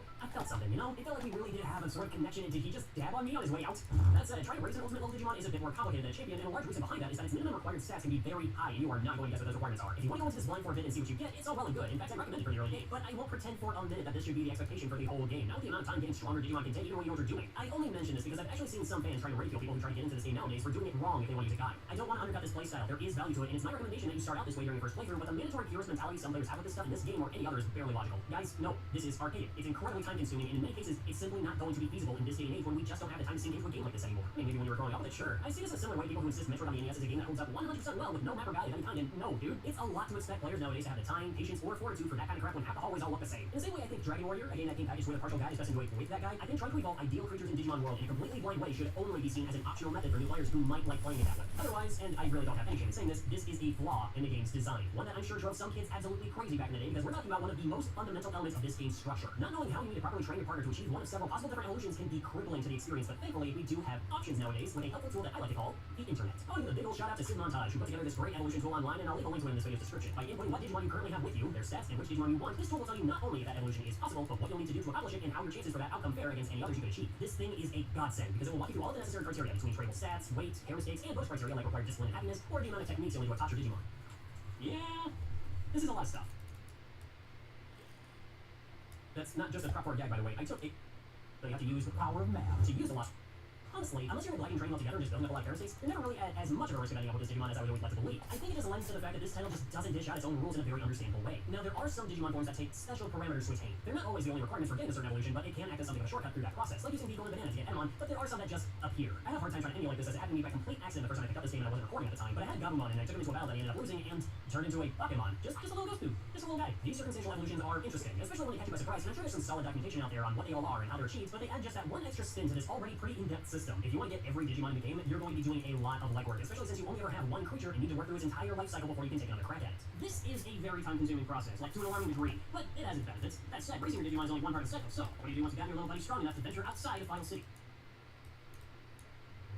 Outside of Final City, there are Digimon scattered all over the island in various biomes, living their lives in aimless wonder, or dedicating themselves to some form of menial task. Those are just the recruitable Digimon, though. The standard ones that you find out in the overworld are there to battle. They'll just be sort of waddling around out there in their habitat, and for the most part, all you have to do is just watch their movement patterns, and if you don't want to fight, just gotta find an opening and move past them. If you end up making contact with one of them, though, the game is gonna take a quick second to load in all the available information on each combatant, and if there are any more wild Digimon in that area, they may decide to either join the fight against you or get scared and run off. From here, every stat that you've trained for comes into play. Attack and defense are obvious, calculating how hard your Digimon can hit and the resilience it has to oncoming attack from opponents. HP and MP are similar, managing the hit points available to your Digimon partner as well as their magic points. I'm gonna be honest, I'm pretty surprised they went with the standard RPG magic points for this one, and not like data points or something more, digital monster related. But sure, this is something that your Digimon is willing to tap into anytime that they want to use one of their techs, which make up their attack moveset. Some decks will cost more MP than others, and will usually compensate that cost with a wider range or heavier attack power. Now, for the most part, you yourself are going to be doing a lot in these battles, as the outcome mostly relies on what your Digimon does with the tools at its disposal, and I think this is sort of understandably created the idea that the player doesn't have any real agency in these fights, thus making them kind of random, but that's really not the case, not as much as you might think anyway. And that's something held up especially well with the final two stats, speed and brains. A high speed stat will do what you might imagine, increasing the rate at which your Digimon will attack the opponents, and I know that sounds simple, but trust me, especially when you're surrounded by enemies, training your Digimon with a high speed stat is one of the best things you can ever do for it. I mean, you don't have to worry too much about getting too hurt if it's wiping out your enemies before they can even get good hitting, right? It's weirdly satisfying too. Like, sure, you can see the results of your Digimon being able to hit really hard, but it's easy to feel really proud of your little buddy watching them move around on the field and just absolutely juggling anyone they're up against because the other guy just can't react as fast as yours. It's not all perfect though. Sometimes it doesn't matter whose stats or what. I think the game just gets tired of processing so much information for a few seconds, and sometimes everybody on screen just kind of sits there and does nothing. Like, guys, come on, we gotta fight out here. Yeah, okay, there we go. Now, sometimes it's not quite enough to land an attack first. Some attack animations take longer than others, and depending on if it's a projectile move or not, an attack might be interrupted, but once the projectile is in the air, it's gonna hit. There are times when you'll actually want to be really mindful of when these animations are beginning and ending, because there is one attack you have direct control over, and that's tied to the finish gauge. Every Digimon has a finishing technique, and during each battle, you'll see the word finish complete itself letter by letter as time passes. Once it's filled, you'll see a prompt in game that you can use it, and then you'll need to alternate between the L1 and R1 buttons really fast and bring it to maximum power. The finishing technique is going to be one of your best friends, because it can pack a ridiculous punch and be an absolute game changer if you ever find yourself struggling during a fight, and it doesn't cost any MP. Just need to fill that gauge up and you'll be able to launch it. But timing is important here, because if you start this thing and get hit during the process, your finishing technique is gone, and you'll need to wait for it to fill up again before making another attempt to use it. Generally, I find it best to wait until your Digimon has been hit with an attack and gotten up from the recovery animation, as your opponent will need time before they can cycle into another attack, and if you initiate your finisher during that window, they'll be stuck, unable to move while you power it up, and won't be able to defend themselves from it. It's a great strategy to rely on, especially when you need to wrap up a fight and run out of MP for basic techs. But if you need just a little more control over how these fights play out, you want to train up your Digimon's brain stats, as when you get to high enough levels, you can call out to your pals during battles and instruct them on which tech to use in that moment, depending on the ones that you've outfitted them with. When to stay on the defensive, when to use their own judgments, or when to flee from the battle altogether. As you learn how your Digimon's techs operate, how fast they are, how much ground they cover, how much MP they cost, and how effective they seem to be against certain opponents, this becomes a huge asset in gaining more control over each encounter, but you also can't forget the importance of using replenishing items. You can purchase or find items like these little floppy disks that will recover their HP or MP, each with their own set of ranging effectiveness depending on the size of the floppy. And you can toss these out to your Digimon partner in real time during battles, working immediately on contact. When you're out battling, especially when you're exploring deep beyond Final City, you want to make sure to stock up on as many of these as you can, because you'd be surprised how quickly both your Digimon's health and MP can get drained, and outside of sleeping, which takes up several hours of your partner's limited lifespan, this is your best way of recovering these stats. These aren't the only recovery items though. There are others that can restore your Digimon from status points, like when you get hit with certain techs that can poison them, leave them with a lasting injury, stun them, or turn them into this old 8-bit version of themselves, resembling how they work on the old 8-bit toys. Just shoot out these little pixels that do barely any damage. Like, the status effects can be annoying, but it's undeniably charming, and there's nothing more satisfying than an enemy doing this to your Digimon, and their own HP is low enough that this basic little attack the sprite does actually takes them out. Now, these recovery items aren't exactly free. There are a few that you can find out in these monitors scattered throughout the world among other helpful items, but those are limited. The rest will have to be collected on the off chance an enemy drops one after being defeated, or buy them from shops, but obviously for that, you're gonna need bits. And this is one of the main draws for combat in this game. Because of the way training works, you don't really get a lot of experience points for downing foes, but winning battles is still one of the best ways to make money. You should remember that your main objective here is just a peaceful recruitment mission, but you are going to be doing some battling along the way, and if it's not just for mandatory story-based fights, it's usually going to be from trying to fill out your wallet in it. And if you've got a strong Digimon, you can sell through quite a few of these fights, pulling in a decent amount of dough along the way. There will be times when you might find yourself burning through cash faster than you're making it, especially when you're raising low-level Digimon who can't really fight, but try not to stress over it too hard, especially when you can rely on some really big payouts from major fights during quests. As you explore more of the island, you'll begin to encounter other Digimon with slightly more restricted places in the world. Maybe they're guarding something, maybe they're just irritable and need to be knocked around a little bit before they're willing to join the city. Maybe, like this little Patamon here, they might just have something to prove. Thing is, as you get further and further away from Vile City, these guys are going to pack a bit more of a punch, and you're going to want to exercise some caution. You really don't want to lose in these tougher fights, because the repercussions can actually be a lot worse than just losing time. For every evolution cycle, your Digimon has 3 lives, and every time you get knocked out during a battle, you have a small window where you can use a revive item to get them back up and running. Otherwise, they'll lose a life and be sent back to Vile City, and you may have even had some of your items stolen as well. Lose all 3 of those lives, and your Digimon will die, reverting back to a cluster of data until forming back into a Digitama. And this, right here, this is bad. See, if a Digimon fades away out of old age, it's all good. They retain the ticks that they obtain throughout the journey, you get to choose the Digitama they form back into, and they'll act with some nice parameters. But if they fade away because they lost all 3 of their lives, they will form into a random Digitama you don't get to choose, and they'll lose a portion of their learned text, unable to carry them over into the next cycle. Oh, and your tamer level goes down. Oh, right, tamer level. We got We got another candidate, guys. Your tamer level is a way of tracking your success as, well, a Digimon tamer. When you're constantly getting your Digimon into fights and ends up losing, your tamer level will remain stagnant, or if you have managed to raise it up to that point, it could end up going down a rank. To raise it, you really just need to hunker down and raise your Digimon to higher levels. Getting it up to an ultimate form is an automatic tamer level increase. You can also raise it by winning tournaments. Jot it down. We'll get to it. The tamer level controls what percentage of your Digimon stats they carry over from one cycle into the next, so the higher your tamer level, the better parameters they'll start out with after fading away and hatching out of the Digitama. Basically, the better you get at fully raising big, strong Digimon, the easier it will become to raise new, big, strong Digimon as you keep going. But sometimes, being a Digimon ready for the outside world isn't just about getting them ready for combat. Sometimes, it's gotta be more than that. I should mention, this isn't alcohol, I'm not inebriated, this is root beer. I'm just tired. Not every Digimon out there on Vile Island is aggressive or out for a fight. They've lost their memories and scattered around, but some of them have just set up shop somewhere, trying to make the best out of the life that they still have. As you venture out to fight them, sometimes you'll need a bit more creativity than just coming in for a fight, and instead greet them with a willingness to help them out with their problems. Maybe you've got some dudes in the mines that are trying to do some old-fashioned tunneling, and they need help moving these giant piles of dirt out of the way. It's really tedious, but it does open up a way to the cavern where you find a rampaging Marymon who's causing extreme heat and quakes and impacting this and to stop. Some Digimon just need to be found at the right time of day, as they hear about you trying to rebuild the city and actually approach you about wanting to help, aiding you in building bridges that help you reach new areas and such. It's actually kind of interesting how this one in particular is built up, as I think most of the rookie Digimon that you recruit towards the beginning of your journey will only join you after challenging you to a fight. Everyone is still lost and confused, and they're not going to just trust some random human stranger that shows up one day. But as you start to make your intentions known and word starts to spread about your efforts and how the city is starting to grow, you'll start to encounter more Digimon in the overworld that have an easier time trusting you, or some that will just actively be waiting for you. And yeah, some of these little tasks you have to take care of to recruit people are, man, they sure are unique. I'll tell you what. Check this guy out, Micromon. This big, beautiful Triceratops over here. He looks pretty cool. What do you think you need to do to get this guy to join Vile City? Maybe duke it out with him and struggle with superiority? No, you gotta work retail. I kid you not, there's like a system to this shop of his, and you have to gain a certain amount of bits in profit for his business in order to gain his favor. This man is judging you entirely on your customer service skills, and you have to get this down pat. Sorry, did I say customer service? I meant customer manipulation. This entire minigame is based around Digimon coming in for something, and you determine by looking at what kind of Digimon they are, which is profiling by the way, if you should lower the price of the item, keep it the same, or upcharge them. Some Digimon will be kind of stingy, they don't want to give out their money very easily, and you gotta lower the price for them before they actually buy anything. With most Digimon just coming in to buy food, you might keep the price the same, because even if you do upcharge them, it's only like by 8 bits, and it's not going to be a significant enough difference when trying to reach your goal. You might be able to upcharge Gatsumon on whatever he's trying to get, but it's not a guarantee. Your lucky break is actually when Goburymon comes in, because I guess they just are very smart and you can manipulate them to your heart's content. That includes if you're coming in asking for your most expensive item, which is medicine. This is the most American game from Japan I've ever played. Thing is, once again, your goal is to get 3,000 bits in profit by the end of your shift, and Micromon will come in at the middle and end of said shift to gauge your progress. And it's crazy enough that there's all this stuff to keep track of in here. They place a game with its own set of mechanics inside a game that is already drowning in mechanics, and to top it all off, it's kind of luck-based. The Digimon that come in and what they ask for is entirely randomized. You can know how to deal with every single person that walks through that door and know exactly how much money they are or are not willing to slap on your counter before they leave, and do absolutely everything right, and it won't matter, because on this round, half your shift was taken up by everyone coming in and asking for meat, in which case it is impossible to reach your sales goal. Now, I think you can get away from this stuff, but I did eventually get it. You want to know the crazy part, though? It's actually not pleasant to be honest. Yes, there is fishing in this game. So, on the south of the island, there's this lake, Dragon Eye Lake, and here you can do some fishing. I actually really like fishing in video games. I think it's a good time. There's a reason I bought this ridiculous thing, but I didn't spend a lot of time doing it in this game because there's so much other stuff to do. Of course, I did find out you actually do want to get some fish from this place and keep it handy for a different quest in another location. Completely different requirements.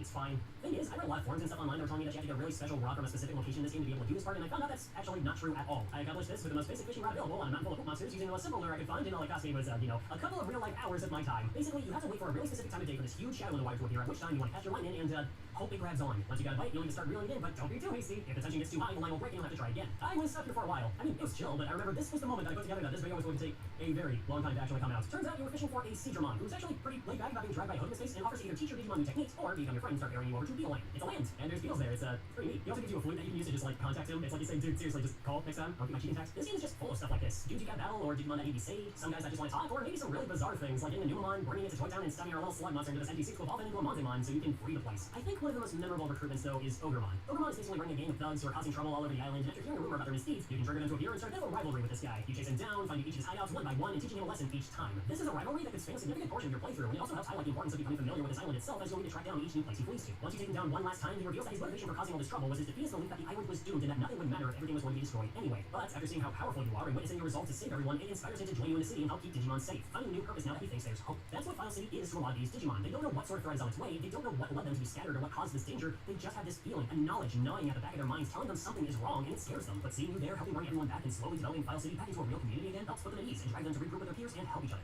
And this highlights one of the most important aspects of the game, that it is built up by how well you master its mechanics. Vile Island and various Digimon that inhabit it are the very soul of Digimon world. As you continue to bring more and more Digimon back to Vile City, you'll see them start doing some tests there, and watching this place grow over the course of the game is one of the greatest visual rewards this title has to offer. Early Digimon like Agumon will join and help out with stuff like running item storage, so you can drop off important stuff with him and come back for it later when you have the space or need for it. Palmon will go to the meat farm and help grow larger supplies of meat rations. Kunemon will eat away at a bunch of foliage to open up a shortcut to a nearby bridge. Betamon will open a little item stall, and Elecmon will create lights to help illuminate the city at night. Stuff like that, which can range from a direct mechanical benefit to a cosmetic improvement that really helps add a sense of growth and character to the location. But as more powerful Digimon start to join your cause, you'll see many new benefits open up to you. They'll create new buildings and structures, or even improve on ones that were there already, allowing the residents to house incredibly helpful assets to your journey, like a clinic that you can take your Digimon to if they get hurt or tired, a restaurant where you can get meals prepped and add special stat games to your partner, a bigger shop capable of housing and selling better items, or even Kabuterimon and Kawagumon joining your city and upgrading the gym so the training equipment helps make your Digimon game stats faster. Not every recruited Digimon is, well, useful. Some of them just have hang out. Like Sugamon. Okay, actually, I did find that on the occasion that I need to rack up pair mistakes to get a certain evolution, I could just leave all the business in this one corner, and I swear he cleans it up sometimes. I think it might be totally random, like when he does it or whatever, but it has disappeared, so I'm pretty sure he has some use. But even Digimon that comes to the city and don't really do much still help out your progression to some degree, as every time you recruit someone, they add to the city's prosperity points. And the amount they add, be it value of 1, 2, or 3, is dependent on what level of Digimon they are. You can check your current prosperity points by talking to Digimon, but be careful about when you do it. There are 2 points where talking to Digimon and getting a prosperity point update from him will trigger a visitor and thus a mandatory battle. And oh man, I sure hope you're actually equipped for a fight once you get to 15 points, because otherwise when Greymon comes to touch your strike, he might just break your little friend in half. The other encounter triggered this way is a little ways off though, initiating once you've accumulated 50 prosperity points, but we'll get to that part soon enough. There is such a good sense of progression here though, even in spite of the fact that your Digimon partner will routinely revert back to a much weaker form that needs to be trained back up. You can get so many new tools at your disposal through the recruitments that help make the training process become so much easier, and it really does feel like you're gaining more control and agency over the experience as you build new connections and strengthen your community. Not every attempt at this is perfect. The whole Piximon quest left me kind of disappointed. This man is an ultimate level Digimon who shows up in this one spot on this one screen, but the catch is that he only has a 3% chance of spawning in every time you enter said screen. So after spending a pretty generous amount of time going back and forth on these 2 screens 4 times than I care counts, I took him down with my buddy and crying and a lot of healing items, and he joined the shop and sold a training guide for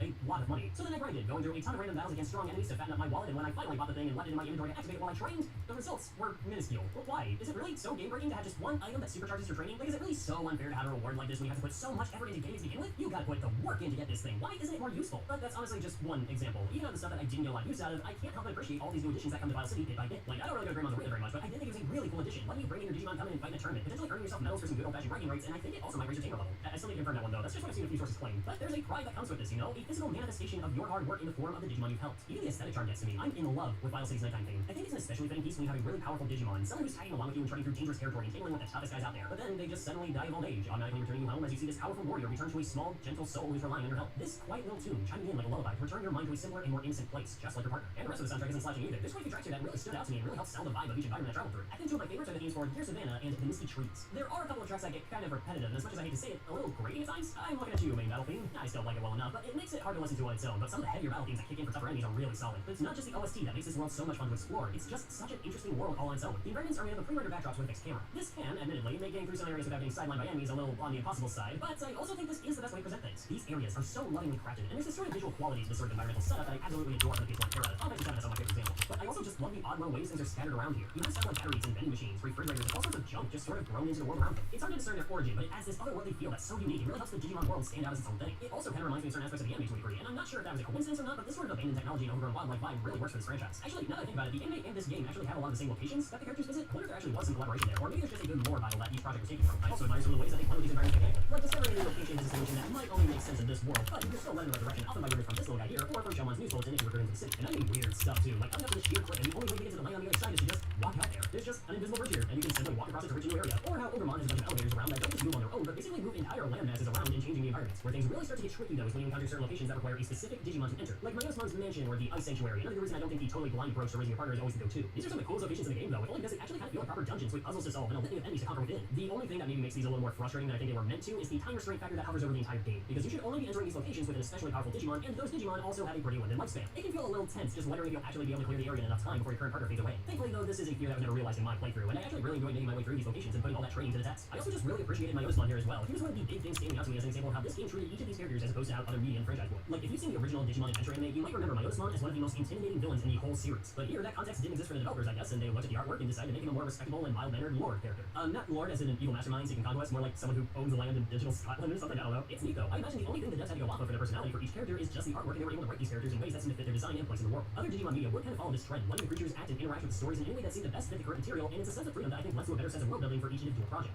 And on that note, as you might remember, there was a greater purpose to bringing all of these lost Digimon together. As you progress through this world, you inch closer and closer to saving it.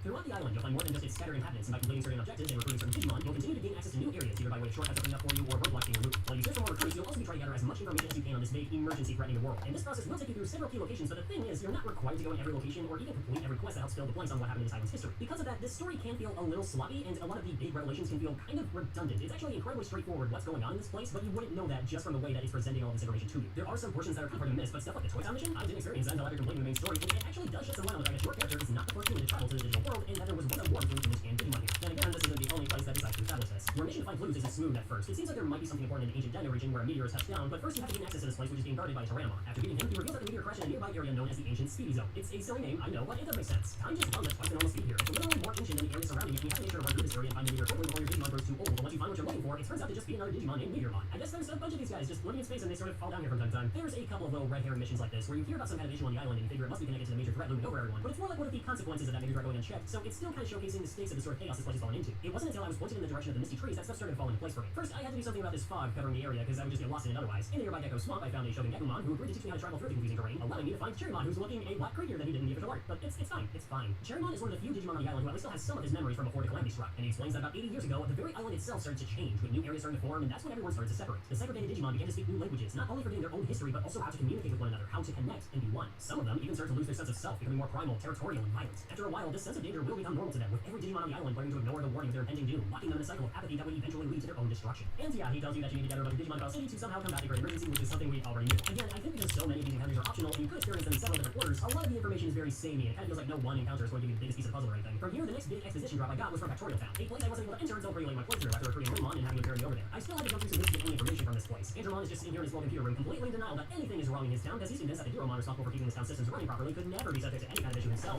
And yeah, our hero has seen enough of the silence to know that's absolutely not true, and sets out to go knock some sense into the madness-driven Chainsaw Boy. Once Heromon's been knocked out, Andromon admits that he's wrong to dismiss your concerns and starts looking into repairing the town's logs to find out where things are going wrong. And once again confirms that several humans made their way to the digital world at some point in time, and some sort of struggle between the analog people, as they call them, and the Digimon broke out. But apparently the humans lost that fight, and it seemed like they were all wiped out. But after their disappearance, the island almost doubled in size, and that's when all the confusion separating the Digimon on the island started. Clearly, there was one or several humans that survived the struggle and have some sort of influence in this world that allows them a level of control over it, like say creating the northern part of the island and presumably driving the world's inhabitants to madness. It sounds strange at first because the struggle started 100 years ago, but Mangio brings up that he hasn't really needed to eat or sleep like he normally would, and surmises that the time in the digital world affects him and presumably other people differently than it does Digimon. Once you've gained 50 or more prosperity points, you can finally make some progress towards the finale, as the entrance to an area called Mount Infinity has opened up. But as soon as you step outside of Digimon's hut, you're attacked by Airdramon, who's been brainwashed and set to stop you from entering the mountain. After a decent little fight, Airdramon is knocked out and recovers with Digimon, and it's on to the final area. Mount Infinity is an absolute gauntlet. The spaces are pretty tight, there's enemies absolutely everywhere, and a pretty good amount of encounters in this place are mandatory, meaning you only need to take out a lot of these guys in order to move from floor to floor. And then there's more than a couple boss Digimon in there to challenge you as well. I decided to take this place with my Mel Greymon. Yeah, I know he's kind of the basic way to go, but I just love how cool he is. He's an absolute powerhouse. As much as I love color orange, the almost zombie cyborg look he has with the blue color palette makes this old design for Mel Greymon my favorite. I mean, there's a reason they promoted this game so heavily with him front and center. But this place was also tough, and I could tell I wasn't quite ready for it yet. And then, while I was out trying to clean up a couple of quests and grind for money so I could stock up on items before taking this place on again, he died of old age. Okay, bye, Mel Greymon. Hi, Cutie-mon. You're looking cute, young, and defenseless. There we go, we've got another Andromon and we're ready to roll. I actually sort of started this journey through Mount Infinity just planning to grind for some money so I could get tons of recovery items, but I found out I could do pretty well and just sort of kept going. We stumped through this area with some challenge, but we actually made it through. Someone sneezed in our general direction? That sounds like a challenge. Debimon, down. Mel Greymon, put to sleep. Megatramon, yeah, you're actually not required to fight him. He's totally optional, so I just gotta let him keep things moving along and save on items, but I might be back. And then we finally came face to face with the guy behind it all. A lone human who survived the previous war with the Digimon. He has no name, only a title, the Analog Man. It doesn't really sound very cool being spoken out loud, but whatever, it's fine. This guy honestly doesn't have a lot of depth to him, but his simple outlook towards the things around him is part of what's made him such a threat up to this point. He looks at Digimon and the world they inhabit as nothing more than simple programs that can be rewritten to serve a purpose, and he simply wants to continue taking away their freedoms and minds until they are nothing but his own digital slaves. He proposes a challenge, his strongest slave against your ideals of friendship and unity, summoning his ultimate warrior, Machine Dramon. As the lore of the franchise goes, Machine Dramon is not only one of the strongest Digimon in existence, but also one of the most fearsome, and in a way, one of its most disturbing. You look at all the cyborg Digimon with their weapon enhancements and see how their parts were stripped from their bodies, torn from them piece by piece, and melded together into this one massive creature built on the ground up as a being of destruction. It's lacking a soul with no free will like other Digimon have, only focused on annihilating anything or anyone put in its path, and a physical manifestation of the Analog Man's ideals and dismissiveness. A cold, heartless machine displaying how he sees every Digimon on the island. Not as friends, not as individuals who have their lives uprooted and who deserve their own agency and free will, but as monsters to command as he pleases. To this day, I absolutely love this creature. It has one of my favorite monster designs of all time and has somehow maintained the same level of cold dread in the franchise decades after his debut. Machine Dramon is the perfect final boss for this game and a true intimidating force. And he absolutely wiped us out. I ended up running out of items to beat Squeeb and we were just kind of kicked back to Digimon's house, but honestly, I wasn't even disappointed. I was fully expecting that this guy was going to be a tough challenge, and even if I had to run through that entire area again, I really wasn't too worried about it. Because I actually had a little trick up my sleeve. I mentioned earlier that there's these little monitors scattered all over the overworld that act like chests and you can get items out of them. Well, I kept picking up these chips that raise your Digimon's stats by like a lot. Like feeding them this one item instantly raises their stats by what would normally take half a day of training on that one attribute. And as soon as I figured out what they did, I decided to not use any of them. Not yet. I dropped every single one I found in the game off of Agumon and stockpiled them knowing that at the last start of this game was going to pose me a challenge. I was going to be more than prepared. With that said, after losing to Machine Dramon, I went to the item bank and took out all of my chips. I fed Squeeb every single one. Stocked up on as many healing NP items as I could and a couple of revives just to be safe, and went to town. On our return trip through the final dungeon, we blew through everything like it was nothing. I had created an absolute unit of destruction. We were so powerful. It was so satisfying. It was so wizard, as the kids would say. And I eventually made it back to this mechanical atrocity for round 2. Fighting this thing and watching him fall felt so good. I actually did a little fist pump and cheered when I finally took him down, and it's been a long time since a final boss felt like I had to earn a victory that much. As Machine Command falls, Analog Man panics and uses a coil to escape back to the real world, using a monitor to taunt our hero and the entire island, claiming that he's wired File Island in its entirety to blow through an explosive device that he's landed deep beneath the mountain. I like to think this is the emergency that's been referred to for the entire game. Like he's basically been rewriting the code of the island itself to explode from beneath, and the Digimon can tell that something dangerous has been done to their home, they just didn't know what. But as Airdramon creates a portal to help you escape, the Digimon you've recruited throughout your adventure chime in to offer their support and help send the destruction code and feedback to Corrupt Man's own base in reality, causing the explosion to fail on File Island but instead destroy his servers, possibly his entire base, and presumably killing him. You return to File City, the home that you helped rebuild, surrounded by the friends you've made and those whose world you've protected. The mission is complete, and after a sweet little goodbye, Mamio decides that it's time to return to the real world, and the credits begin to roll. And yes, technically there is more, as the next time you turn the game on, you're reading with cutscene of Mamio trying to convince his friends of everything that took place, who obviously don't believe him before Imamemon jumps out his Digivice, VBet, whatever you want to call it, and warns him that the Analog Man has returned and welcomes you back to File Island. Really, all this is a narrative excuse for a post-game that allows you to go back and do anything you didn't get to finish, recruit missing Digimon, attain new evolutions, gain medals in the arena, and offers you a couple of secret bosses, but the Analog Man is only kind of, sort of, not really back, and you don't really get a lot out of this beyond a tougher rematch with Machinedramon and a secret boss against an egg, like presumably killing him. You return on icon in the game, Aqueduct. It does still onward. Not every Digimon game would play like this. It actually took a while before this.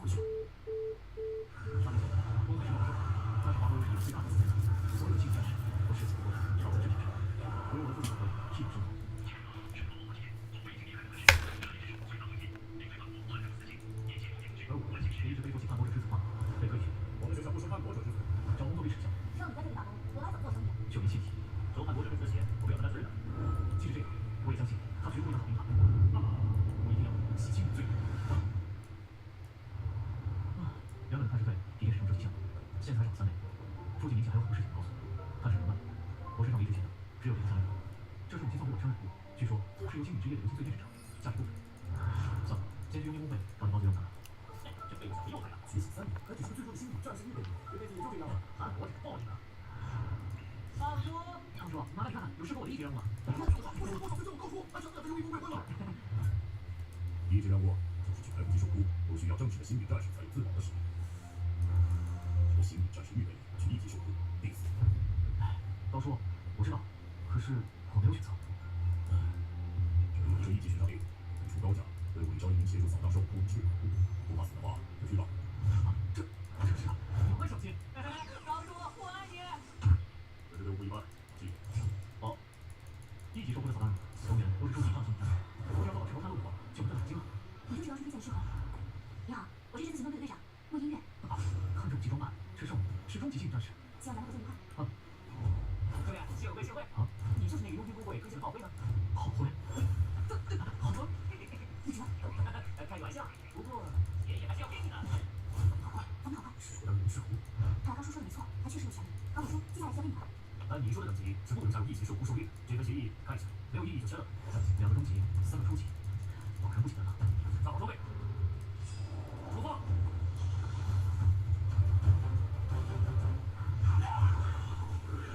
隔天晚上，1级晚上，雨歇，另一后2期晚上，全是100个亿，好巧。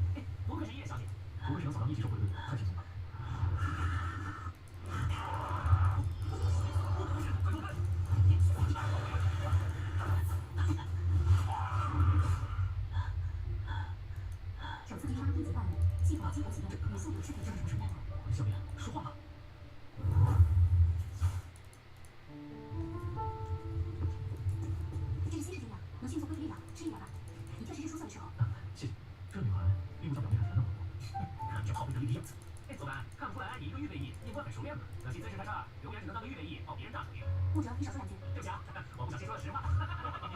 小兄弟不要介意，这家伙就喜欢开玩笑。大叔还真是老好人呢，不像这家伙，刚才干了多实话的事情，我可是一清二楚。音乐小姐，今天是我的吧？你睡吧，反正战斗我也帮不上什么忙。根据协议内容，需要2个人一起巡逻警戒。我是在履行协议。听音乐小姐，你的口音不是本地人，是金海市那边的，为何会到这里一起受过来？这是家族的成员试验内容，你呢？这里对你来说太危险了。我是。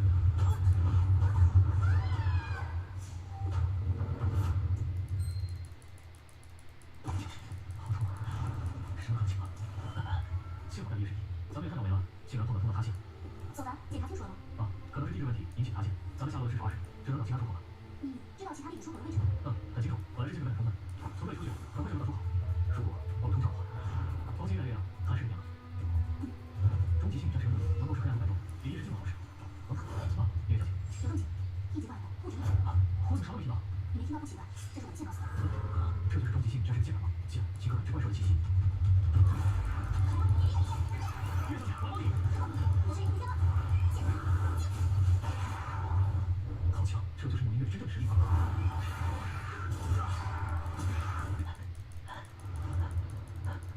再次击杀1级怪物，击口是被速度加。走吧，去出口。怎么回事？这似乎是从外面对不上了。音乐小姐，这是？这里吧，应该是我问你的。你这是什么意思？就因为我没找到对的出口吗？我只是试探一下，这些意外太过巧合了。巧合？难道通了塌陷，还有出口对的不是意外，而是人为？是针对我来的。抱歉，将你选进来。星宇家族内斗吧，星宇家族和这个末世一样弱肉强食，若想从家族崛起，就要完成这个受苦受用，还要一个来自家族内部的对手。左凡，还有其他出口吗？我想想。音乐小姐，跟我来。左凡，谢谢。和你组队，我很幸运。不客气。音乐小姐，其实我有话对你说。你说吧。好慢一点，我快喘不过气了。咱们休息一下吧。你们终极星宇战士还真厉害，从这种密闭的地下室狂跑，都不带喘的。左凡，你一个预备役去接了1级任务，但这么危险的工作，是很缺钱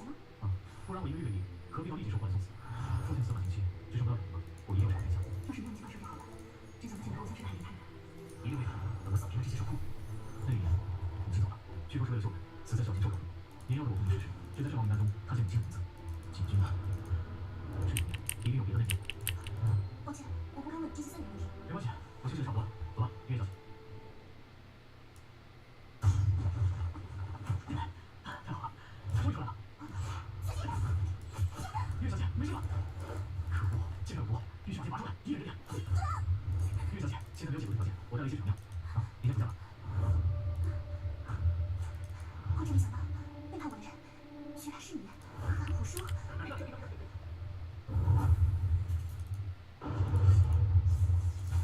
看来这座小岛从一开始就是这样让你有陷阱。我才敢不枉，你为何要背叛？人为财死，为食亡，这一条线没什么是不能背叛的。天啊，好像传出消息，叛国者之子杀了木下天才。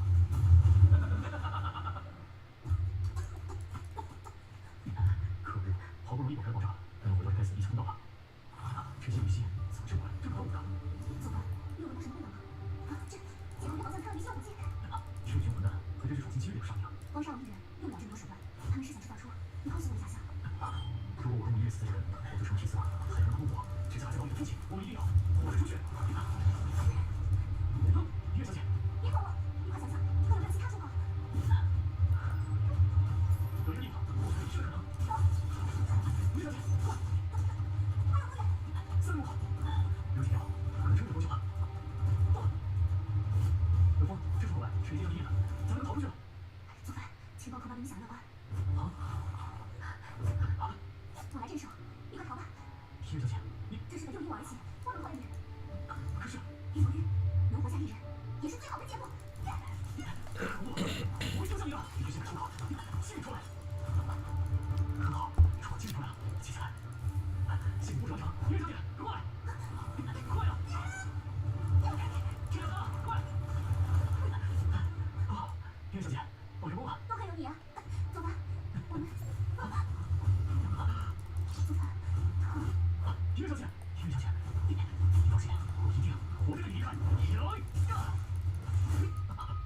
父亲，不急。我不想死了。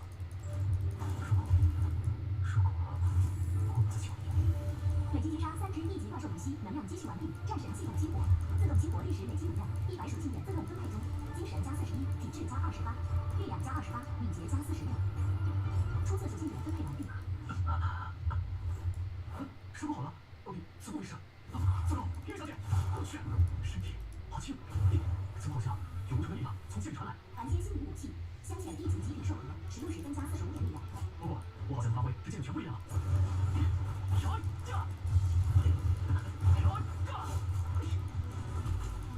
真敢相信，一早醒来，我的实力终于能进到这个地步。这都是那系统功劳。速度身处压力中，请专注。好嘞。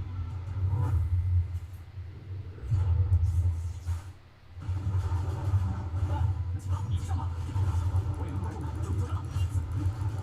后面，我自己利用吧。有力啊！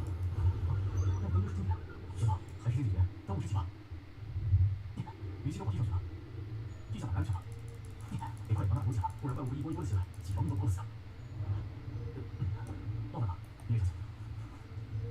上不了手术，但又有气软在，这就太危险了。月小姐，对不住了，只能透过粪便制成怪物驱赶剂来治疗。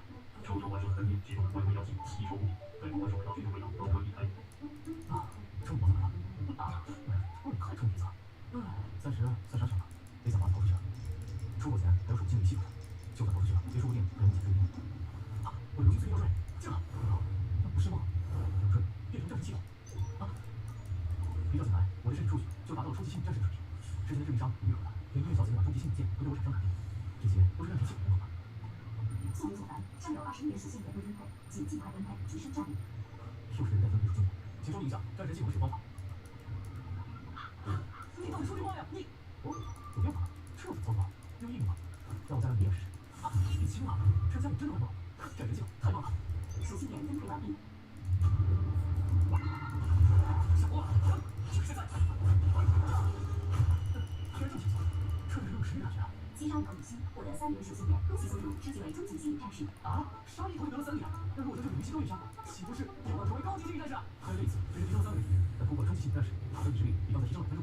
幸运战士之上还有幸运战将，只要我足够强大，就没有人能阻止我救出父亲。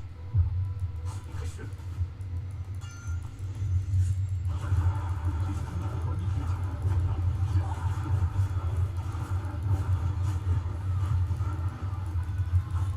击杀羽蜥8头，获得8点属性。什么？升到终极后，杀一头鱼鳍才有1点吗？之前能获得3点，是因为鱼鳍杀坏了原因吗？虽然暂时无法快速进阶，但凭我现在的实力，带着这个小子也可以挺好，提单了你了。帅！这是。一起别提关生。是自动系，这就相当于高级性战士。当你来到西藏，你会发现，上国土还行，在此外呢，体量也大呀。于小姐，我跟你说，我只是帮擦药，你信吗？我信。你听我解释啊。这么说，是你积杀有心，叫我就来救援？你可真会隐藏实力。其实这是解释不能。我父亲是前军事指挥官，不会。那以东海市线路相关的指挥官是你的父亲？抱歉，把你卷进无名章内斗。于小姐，我找到了一流出口，但那里被双方的关系不合，咱们得回干啥才能出去？解决关系的目的，我也必须活回去。谢罪。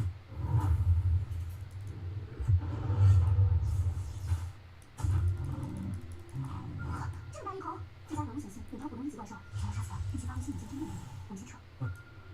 新引线很锋利，可以轻松切开一级怪兽的皮，但对那样双头龙不管用，想要杀它，得砍下它的两个脑袋。我的天啊！你们下次一定要藏好啊！有什么问题吗？音乐小姐，我对病人挺好的，刚刚帮你放药都没用。你不关重点，也太奇怪了吧！现在可不是开玩笑的时候，你必须掌握如何使用新引线才行。我是让你想新引线真正的威力，数层一级的皮革叠在一起，防御力更高，但只要引线产生共鸣，就能轻松切开。这厉害！不过，如果使用新引线，会对兽核产生破坏性的打击，生不了几次就会完全破裂，要谨慎使用。我现在的状态无法承受这极限状态下带来的反噬，所以你必须掌握与它产生共鸣的方法，而时间只有3天。让兽核产生共鸣，需要有长时间厮杀，才能慢慢引导你。就看你天赋，有可能到半年之久才能掌握，而大多数可能一辈子能做到。如果出身特殊，加上他终极战士的条件，也许他真能做到。累死了，怎么还没有所谓入门啊？还是我想太多了。3天后，我如果不能及时把人物转，再将那家地上人士，我和他都会有看到的。靠你了，伙伴。检测到引起新引线上引激活，是否消耗识别属性点进行激活？激活？难道使用属性就能和新引线产生共鸣？确定。激活中，激活完成。呼吸速度，激活特性，剑芒分倍。这么锋利，这有天爆款的。成功了，只用了半天时间。还是这一状态，高级脏的综合对使用者也是超负荷的。谢谢你的听，不该。老白，真家伙，一级怪兽实力好，这回我这一口就完了。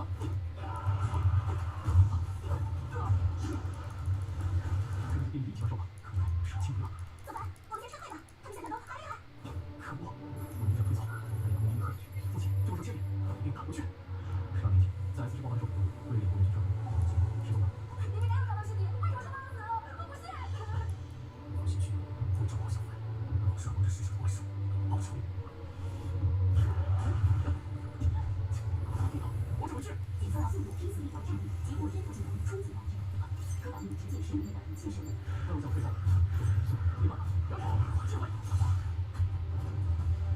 音乐小姐，可以不去了。音乐小姐，走了。好。真是，干嘛在这里呢？能不能冷一点？抱歉。小凡，这次谢谢你，如果没有你，我已经死在里面了。音乐小姐，不用客气，咱们也算一起出生入死了。这么说，显生吧？那你还叫我音乐小姐？听你的，音乐。哎呦，我这是见到了谁？我说这么翻遍了，也没找到你的尸体。二位还真是福大命大。真是你们死。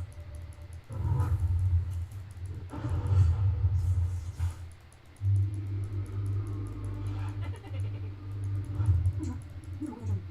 音乐小姐不愧是天才，受了重伤还能杀出一条生路。韩胡说派我在这里堵击你们2只小老鼠，果然没让我失望。你们这个叛国的木条猴，找你清算。音乐小姐开玩笑呢，今天一个都走不掉。上，上剑杀鼠！看来你还没弄清楚，究竟谁是老鼠，谁是猫。你是进去，怎么可能？苏哲，我和你再算一算，之前就账了。你在这上面要不要这老鼠能使用新引线？没可能啊！哦，许是老鼠，还翻天了不成？给我远程武器射死他们！大师技能，启动！又来了！可以了。我想死了！走！好的，可惜。好烦！别杀我！你想要什么，我都可以给你。诸位，你若誓死反抗，说不定我会放。去死吧，炮灰！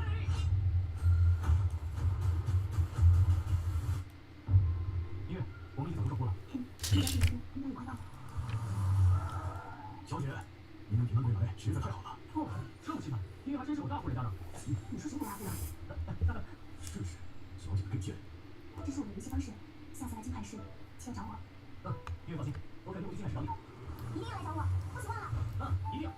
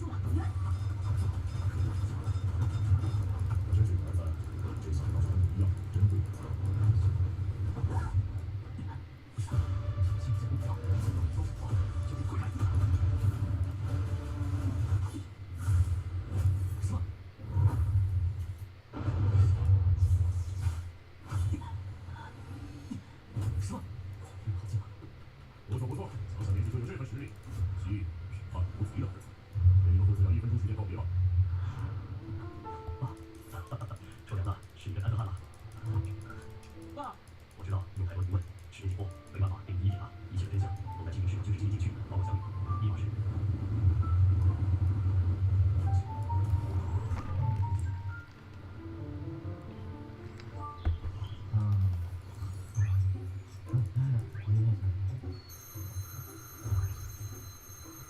吵死了！我没抱住了，刚才离中一点，还控制不好力道。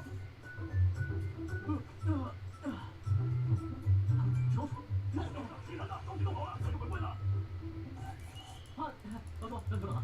你想营房实力不行，没迟到。瞧你说的。完了，天下的小子多多少有点秘密啊！有东西，通过丁宁氏的证件，姐，恭喜你，正式成为初级星女战士。这么多年来一直这么照顾我，谢谢你，老叔。多亏司令出钱帮助，照顾他的儿子我分内的事。老叔，等我吃饭完了就过来看。对吧？老叔，保重。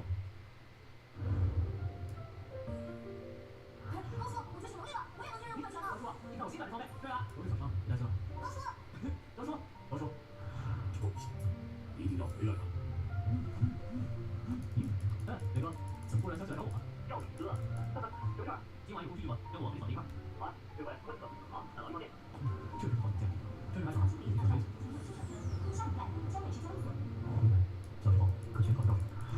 自己出人，走吧，这个很好吃，我偷拿来的。你身上，你的身份太特殊了，我用我的身份证帮你做核的。各位乘客，将美食交易所开来，请有序下车。有名初级性战士，原来查对方实力，为什么能看他装备怎么样？难道说他是让你自己去上？交易成功。要是那些仪器材料都拿回来，小哥们，请问你知道厕所怎么走吗？厕所请这边执行左转就到了。他是。走吧，认识一下，这是你嫂子。你好，我是周佳，在单一所工作。好的，帮我收过来。原来他也是初级性战士。知道我知道后，他知道我。啊，来这边打招呼。抱歉先生，密集电力手盒要高级铸造师才能运用，本交易所只有出中级铸造师，无法向您提供服务的。哦，这样，我知道。请慢走。可能最近这个交易呢？切，一个初级，还说自己有1级手盒，开什么玩笑？百力自入。有点意思，让我跟他聊聊。大师，你是您的先生。这位先生，等一下。刚好我带来一位高级铸造师可以帮你。真的？请坐。好的。听说你要用1级电力手盒缝入一把新武器。这是高级铸造师的重点。我现在看不出你实力。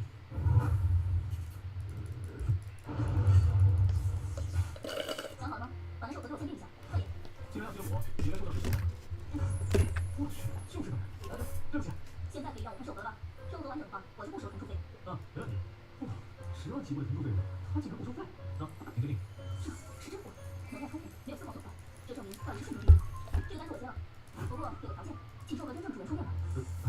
这好爽！我那头变异怪兽真是我亲手做的。这怎么可能？你不过是区区一个初级性战士罢了，别忘我没提醒你，冒名使用别人的1级手盒会有什么下场？你应该知道吧？搞不好是会死人的哦。你这么年轻就成为了高级铸造师，我就不能杀掉一头1级怪兽吗？行，那就跟我来吧。哇，好专业的铸造工法！那是。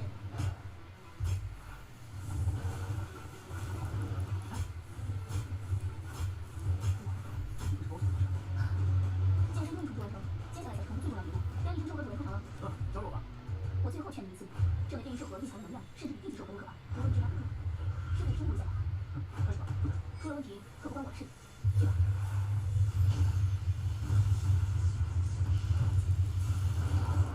手盒能量激发了，你可以了。小强，你在楼上快到带路上去，交接这个。这么轻松就好，只有击杀怪兽人才能让手盒中的财神赶到回去，顺便交接这个。看来真的误会他了。我为刚才太过抱歉，不该因为你的原理就质疑你的实力。周小姐，这没什么，我一开始也是以为你是铸造师等级。来，周小姐，重铸算是完成了吗？当然，那你变成传来了2十亿，重铸后的技竟然能同时更会武术，真想来试一下。左凡，咱们也算是认识了，我给你让，不如你以后交我姐吧。姐，凭啥？乖乖说话的话，以后找我打造装备，我给你亲人。姐，给你面子。喂，别，我让你白叫姐，凭借这张黑卡，你在全国的每一个交易所都能获得优惠和便利。谢谢姐。交费哦，我的小老弟。这张黑卡好像可以当到很多事，比如……你听说过这黑卡如果竟然能用世界1级装备？我去，那谁领得住？来了又是，只有咱们头号教练谭哥上来。怎么突然进这种人？听说来了位大人物，要单独测试啊！我亲爱的弟弟，嗨。哎，姐，你怎么来了？等等，他又是谁啊？伙伴你好，我是57试验区的新教练贺涵。高级幸运战士。要是发挥不出那把武器的威力，会给我揍得很惨哟。准备好了吗？准备好了，那就开始吧。这个武器是绝对有必要性的，这张肯定不是他们对手。赶紧打破这个剑，4级自动，这游戏厉害，那就用4级去上。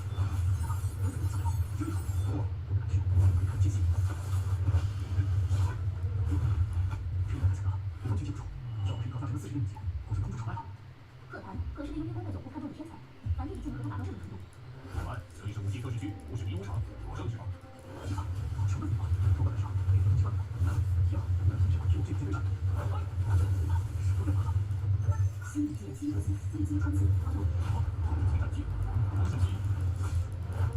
我正在飞机路上的一级战机，那么近。看到谭哥，显示器里我都看见了，那个年轻人真是狗屎运，靠着一级电力受合成度的心理武器，竟然能击中谭哥你的衣服。住口！越好的武器越是挑剔使用，而小子绝不是靠运气结下全力的机会。对啊对啊。伙伴，抱歉，刚才不小心动过了战机，你没受伤吗？啊，就是一些意外伤，我也是。没事就好，以后有什么问题可以来找我。先告辞了。对了，伙伴，我建议修炼一门一级电机，这样就能发挥出那把剑的全部威力。谢谢老师姐。怎么样？这把剑的名字想好了吗？也算在家里交易所有名了。这剑如此强大，应该有不意外的名字，就叫它四吧。鬼哥他们应该会到吧？我没有偷你的东西，你这纯属污蔑。是是是，你人偷我大哥手镉，而且是 F 级变异手镉。我没有，要还手镉，要不让我们搜身。只有我在，你们休想动动真力的好不好？如此严厉。独自要一人是你。我敢打。仅能让全有猎杀 F 级变异怪兽的实力，就是说让我看看。当中我出息。来人呐！江北教育所正式贴人抢人手镉了。圣心星教练和咱相当把您吹来了。这几个家伙无事出办了，班长这次可已经到一波新的好日子了，都可以帮忙了，我打打你。听到这，那下次见喽。大哥，给我商量一下。走吧，今天幸亏有你。你小子到底怎么变成了六人了？还跟我谈称兄道弟。飞哥，其实我，该怎么说啊？上山新本事就能后出来。哎呀，好了，自然为你了，你变强了，哥也高兴。谢谢你哥，这么谢我。叫我李哥呀，混蛋。好的，飞哥，臭小子，有空就回来看看。一路顺风，学到了，快回去吧啊！再见了，飞哥，再见了，江美师。今年是守护都分布在旅游山城，旅游山城过去是华国南部受乌数量汇聚最密集的地带。这就是旅游军事基地吗？包括真相，证据就在那里。我觉得在这个看到以我现在的实力，别说前路、天道、陆运，我还需要更多的战斗来提升自己。先去了民工会。今年是南部守护最密集的旅游山，也使今年佣兵工会成为了南部最强的工会。当额外的几位实力都是心理战士运营。据说这里每一层都有心理战士团队，为让你更不达出高级心理战士的存在，甚至还有战斗技巧的特质。刘姐。小白，你来了？怎么还没找到合适的队伍接受狩猎怪兽吗？别着急，回头我问问朋友的队伍还缺人呢，找你推荐推荐。谢谢刘姐，真是水涨船高啊！这里的心理战士太多了，没想到以我的实力都找不到合适的人。哎，诸位，众口小姐，结果那边发来通知，要和我们佣兵工会的心理战士一起开始联合行动。又是心理加速，真够气啊！一个联合行动竟然有10万百万多的奖金，还有 F 一级战绩可以拿。这是联合行动前10将被聘请美国军事基地安全顾问，那我就能够自由进出美国军事基地了。今年之后进守护军十分密集，这5家方式很容易就会出现受伤。军部、民工会、心理加速，3方式经过立即举行大规模狩猎联合行动。一级战士100万酬劳，其实还没有军事基地呢。确实是难得高级的武药，不打中级就别做梦。成为军事基地顾问，比老板说的那个保险箱最近不到，说积分排名前10，有意思。准备参加联合行动的工会成员前往金优站台报名。还要签生死契约，看来这次行动难度不小啊。小白有参加吗？初级心理战士太危险了。谭弟弟，行动的时候是跟在那边那个2万漂亮的组队打，还是我朋友你的观众谈一下？我为啥会让你小白养？这样啊？那把我漂亮妹妹介绍给你的事儿就算了吧。不是你啊，吴姐姐，我办就是了。佣兵工会会长之子，头脑这么简单，白捡一大便宜。这就是通往旅游山的军营专线吗？防卫等级果然比城市列车要强数倍之。禁止也好，国内城市之间交通有开发，需要进行才会多列车东西。大部分人是买不起车票，列车都是以军事等级投入使用。幸运的是，旅游山之间的荒漠凶险难分，若不是这种列车，这车上多数人都无法开进入。不是，机器怪兽，情随处可见，可怕。吴会长、李长老，你们2家真是后继有人，2位公子这一次很可能成为积分榜首啊！哪里，犬子怎么能跟红武比呢？吴会长谦虚了，红武不过是岁数占优而已，令郎才是真正的天才。 2个老狐狸，第3以 F 外出，1波1分，9分1，拿到6分，能保证进行时，他走。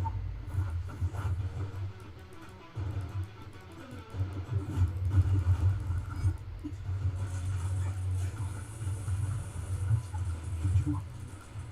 这把剑本修炼新人身战技，来不及身法，一步。太轻松了，这些怪兽攻击完全做不到。可惜的是，我的属性并不评价，奇怪。算了，先积分要紧。快，这小子跑得好远。是。这帮人到底是谁派来送我的？我是正有真力气的陷阱里，是有备而来啊！那边看起来比较安全，去不过。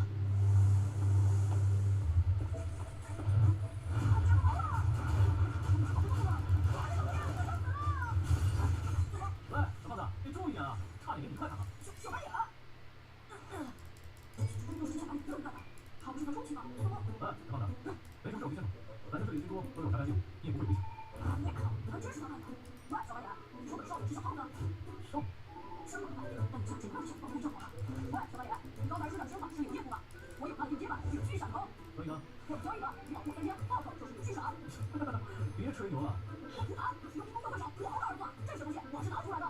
真的？当然，说完算数，我现在就把巨闪传给你，听到没有？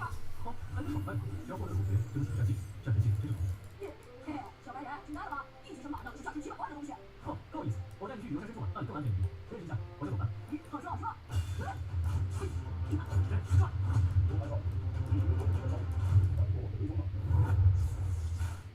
你个技术混蛋，谁让你们来杀我的？你死了，自动到死。我跟你上杀就是这么干的。如今这些外公还没关注你，结果终于吓死了，抱歉了。原来他是人情。哥，你想跟2个一起杀？怎么了？他有火候，把你将这狗杀的不白的消息放出去。不然他就知道咱们是一家干的，就是这一个。怎么听你这样说？国非司令，但是您救了我们，我可是国非司令的儿子，一看就天生不凡呐。法官大人，我作证，国非司令的确善意之手，这东海是血统，罪大恶极。小胖子，你家的那个老爷子，不会就是你种的？就是那个老秃子。快走！全跑！找死！你想这手里，这小人也太强了。3个方体，所会感知。一步，跑去，这小不简单，一起上！这些人我不认识他们，发现他。老大，挺勇的，只可惜。要不是我受伤了，也不至于这么窝了。喂，什么？儿子他们比。快，快点看看！你不是要杀我吗？来呀！臭小子，让他跑了！去哪儿了？哥哥，兄弟，兄弟救命！我走了，走吧。他在系统处理写字，是否经过一级探测，没有信杀。你5星没有信杀。我进。这是把事！这，好吧，救我！放！进。是什么怪物啊？一个人干掉3个火级战士，太强了吧！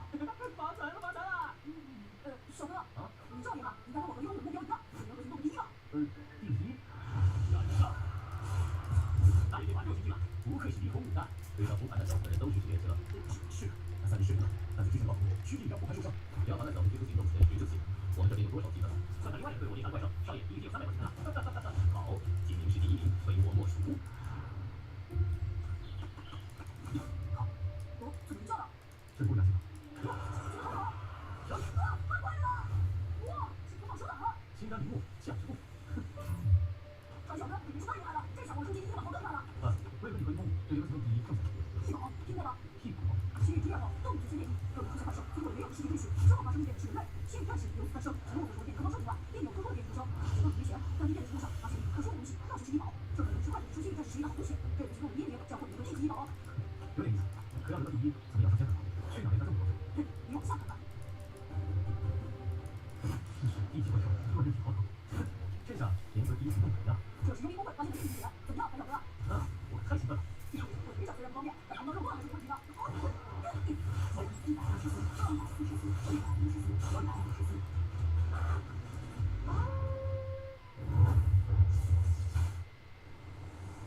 老大，根据2个对手，你的积分已经有932了。只要能够破1000，就能刷新联合行动记录。虎盘的臭小子，一定要给你好看。有我，你个龙去，我才是第1。我算了一下，3014级，是不是太少了？关小哥，我真的以为已经刷新记录了。你不是说离公会的狙击准备了2队伍吗？对方使用这种作为行为，好像确实有点悬。这是地区王者怪兽，变成了猴王，是猴人机怪兽。猴者怪兽是在某一等级以及发动机制，提供外国各种型怪兽，在情况中进行无敌。快跑啊！兄弟！我们获得8天现在我在是有谁吗？是人属性的，提升战绩游戏上。剩下的枪必死无疑。不行，怎么这么强？战术游戏上的生命力高提升，短时间内无法再次提升。快，你这什么系统？快进球，看教练的。身体不能提升，那就全部提升5级吧。你级属性已达到心理战士极限，无法再提升。什么？要突破心理战斗瓶颈才行吗？不够，4、5，一级冲刺！我全1级，伤害5级位，对吗？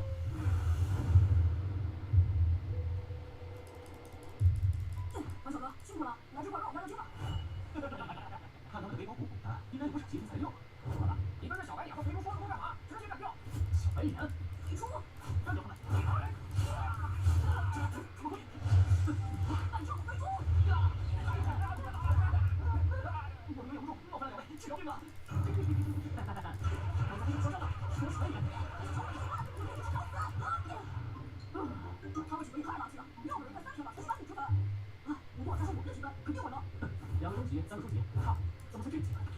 中国实话，比如上外边快说飞多，但是分布并不均匀，运气不好的3天甚至连续把积分都拿不到。风格有靠山的球队，基本都没线，还要防止被别人干掉。尤其愿意夺第一，还有希望这样降低，他们干出什么来都稀奇。这是你惯性打坏巨兽吗？不对，这是被人死了。啊？你们是人家说什么？这不是无谈吗？但是守株待兔，却可能一只肥猪。看样子这是帮你后抓回的激动因素，他肯定不是用这个。难得高级刺客，3个都不少，这样太好了。你家我有双关还真是，脸都不要了。多谢夸奖了。金龙枪，走，我是小鬼，这。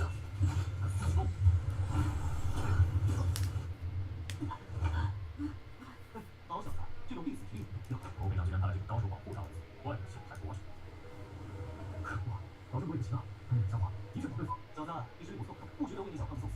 交出来，我认你厉害。小哥，你走吧，这不关你的事，谢谢你一直保护我。一战一下，这是有一个关了。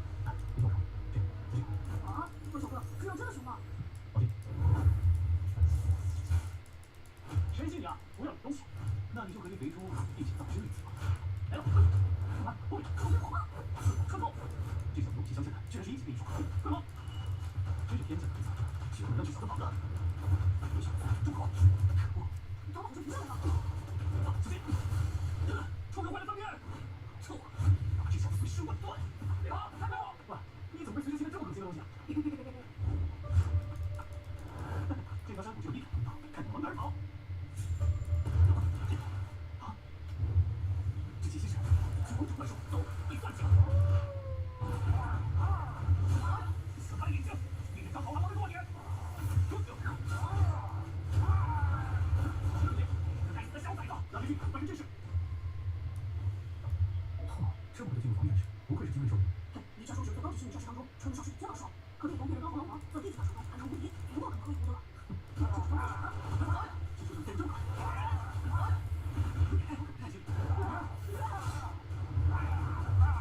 糟，这怪物好聪明，先往远部手下手，报告，不能被动去了。副兽所，这个家伙是有这样的好东西。副兽所，副兽所是一级怪兽兽和金兽而成，在地区虚拟体系中多属于真品，拥有副兽所，5位怪兽的保护大大降低，这也是虚拟战士中高阶怪兽的利器。就看现在。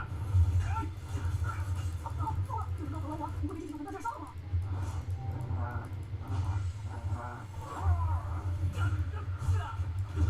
怎么会？临时队长，临时队长，让我们出手了。这样的重创，让我应该真是不了多久的。可恶，你个臭小子！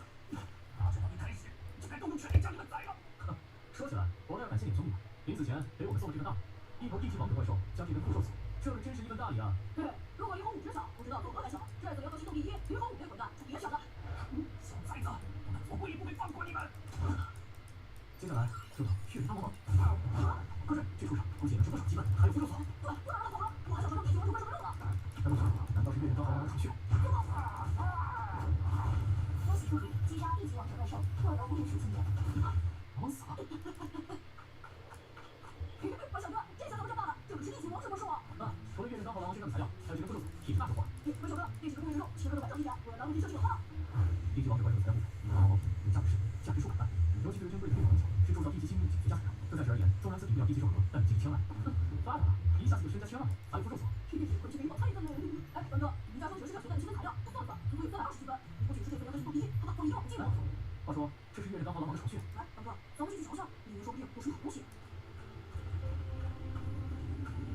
居然还有光，这是不会吧？这些怪兽似乎是相互厮杀的死，看这些战斗痕迹，体感一些。可惜这些怪兽还大多不朽的，没有积分材料。虽然这些怪兽还大多不朽的，但至少也有300积分。这是血人当猴狼王的巢，它似乎是抬上去。难道这上面有这些怪兽厮杀的关联？文哥，我对上面闹拳，要不你上去瞧瞧。好。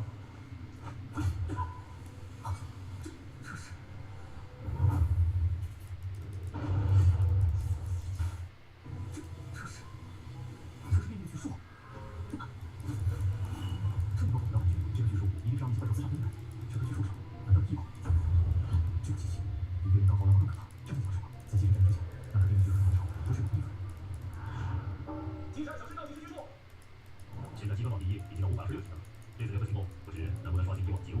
这2年，金宁市军部强者辈出，这次联合行动第1很可能就落在位置较宽的基地里。这，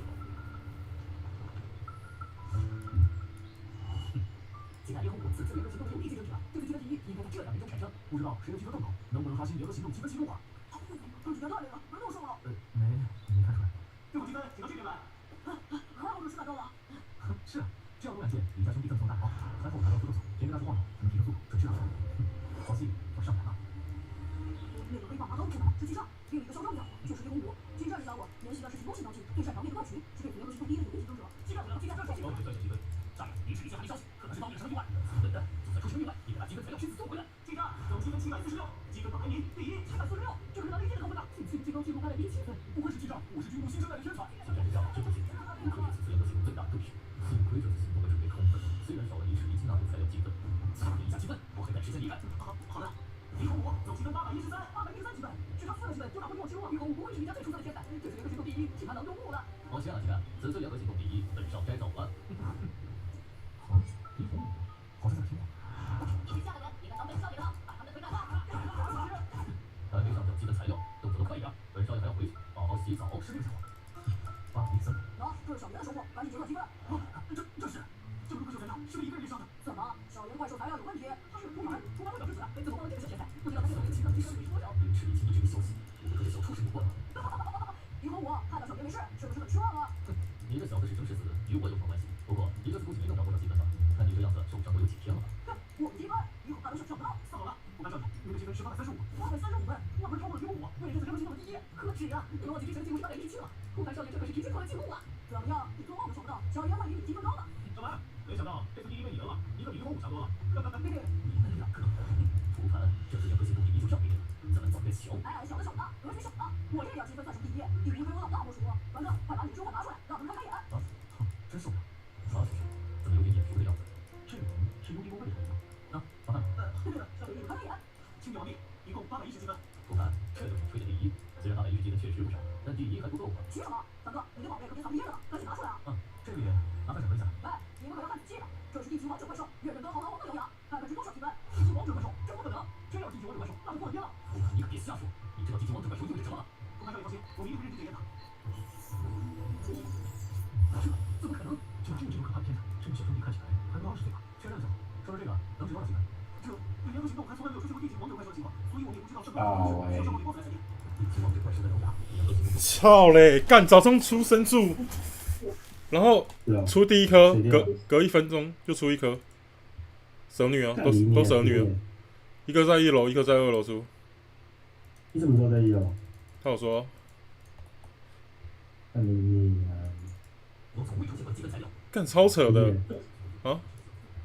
几点？9点多的时候。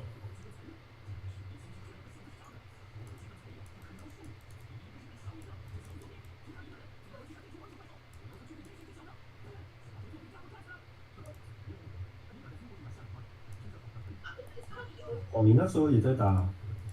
没有，我那时候在火锅。原本想说晚一点要去打的，结果不用去了。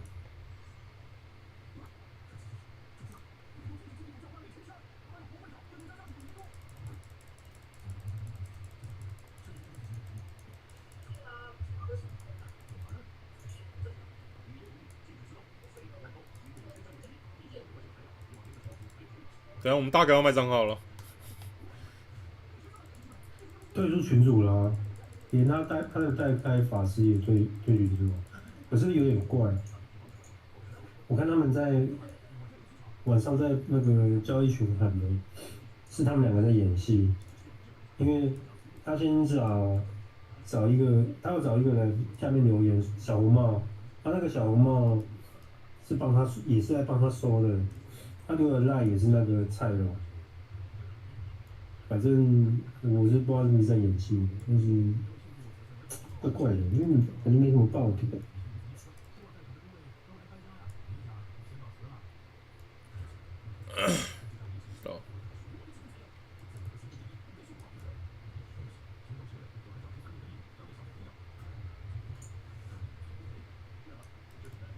干还是因为那个没给他，黄介。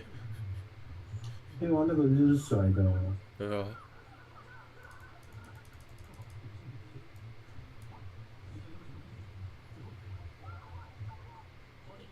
那本来就是甩的吧？我不知道哎。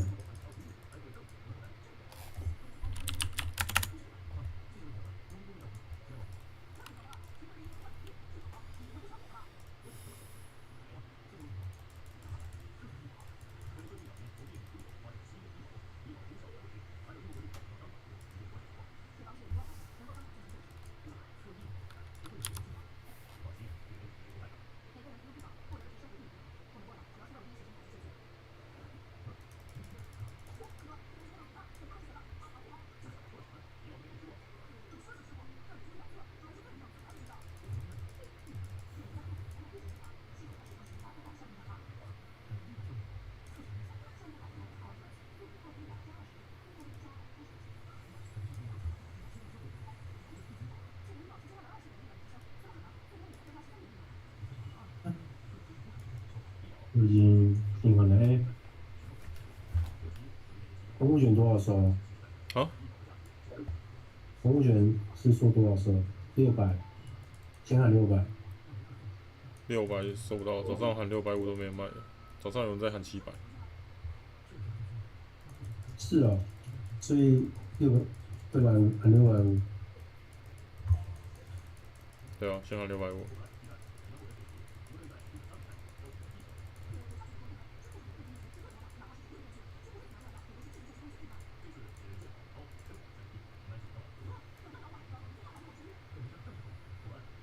那一个法书其实可以用，但是要点到加上。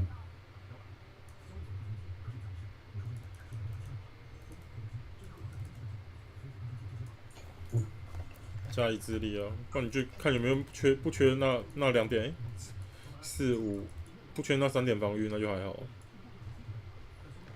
我本来就不缺，没有，我点到3就够，是因为我防御上就是整数，然后多一智力，少减伤，少20血了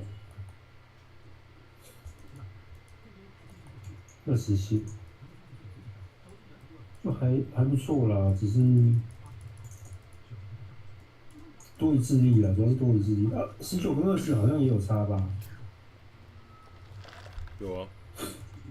然后我朋友他好像说，因为我就要叫他自己补看看，他好像多1就多10了。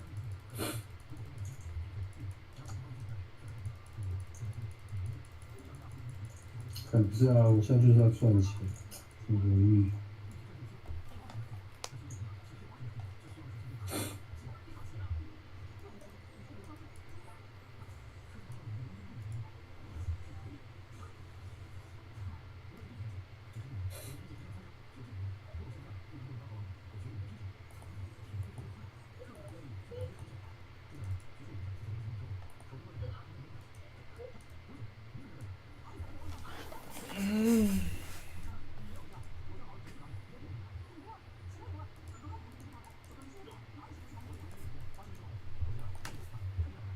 这个打架不好玩呢，等很久哎，像我们昨天我们都搞超久的。对啊。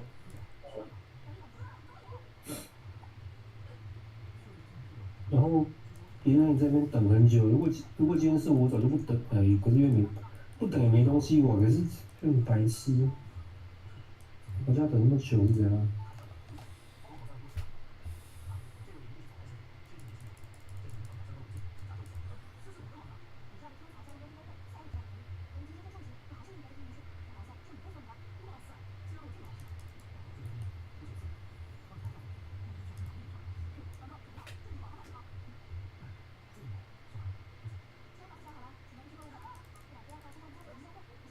没事啦，大哥都退了，没得打了。没得打了。骑士差太多了，他整个往前面冲，前面又散了。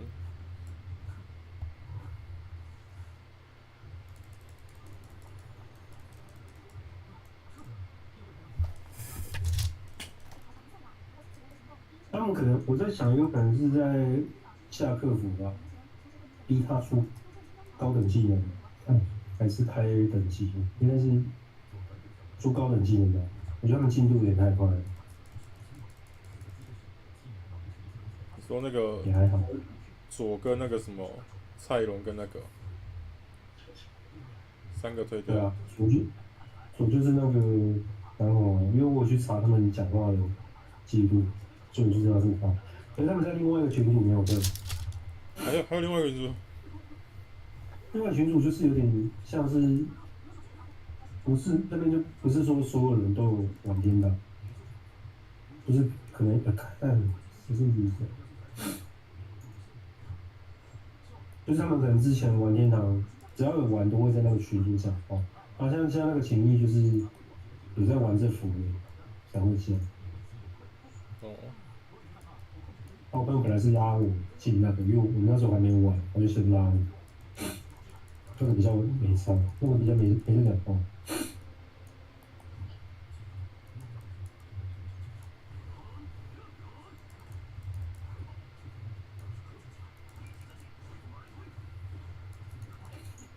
下个要打比赛了。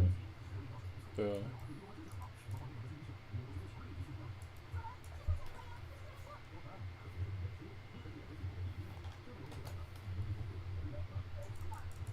但我刚昨天去龙武这样子干也不行呢、这游戏很需要钱呢、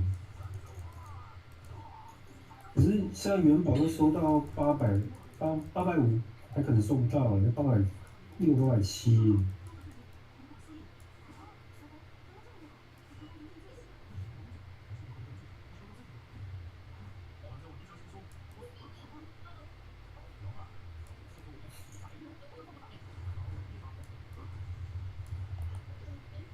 路上39了。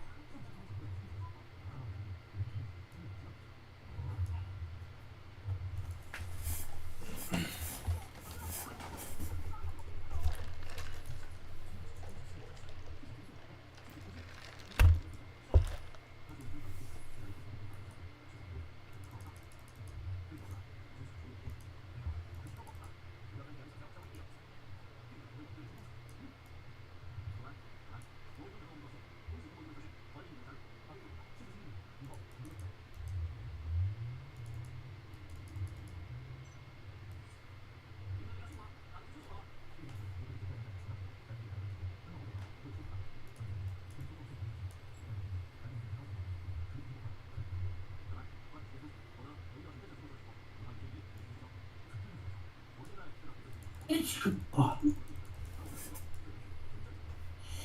你啊！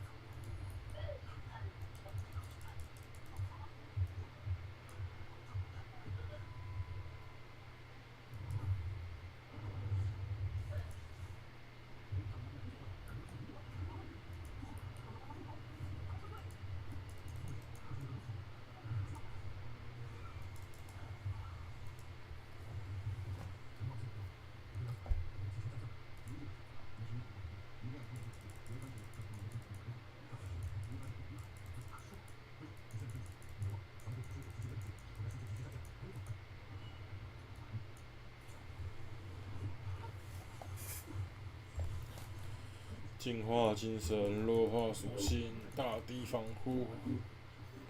操你妈的，魂体转换嘞！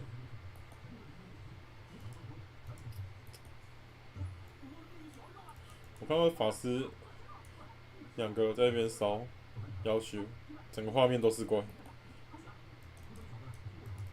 都一起跑吗？对啊。经济应该蛮痛的，因为象牙塔钱也蛮多的。对啊，前面难练一点的。对啊。可是后面的话，他们打怪的效率真的是没办法比。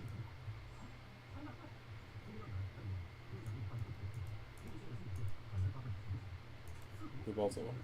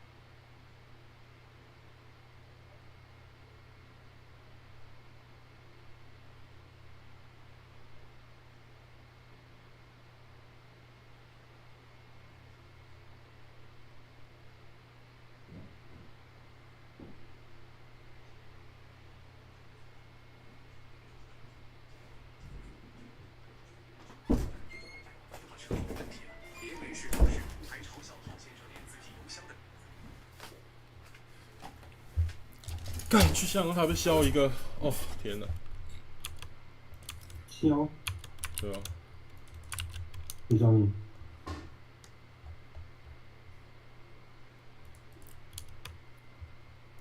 忘记名字了。谁削你？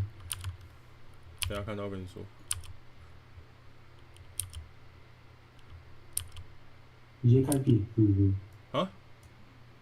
他直接开扁是不是？对啊。黑猫吗？黑猫的、啊。嗯。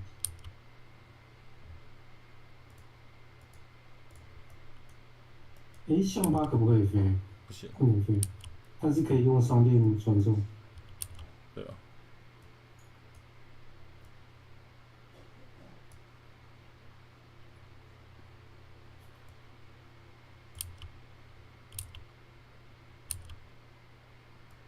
很美，赞美。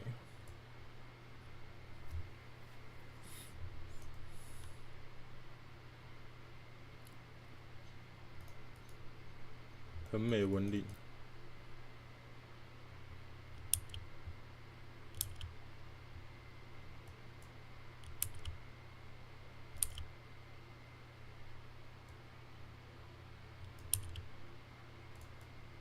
这边有2个他们人，一个是这个，然后一个是有淋雨的。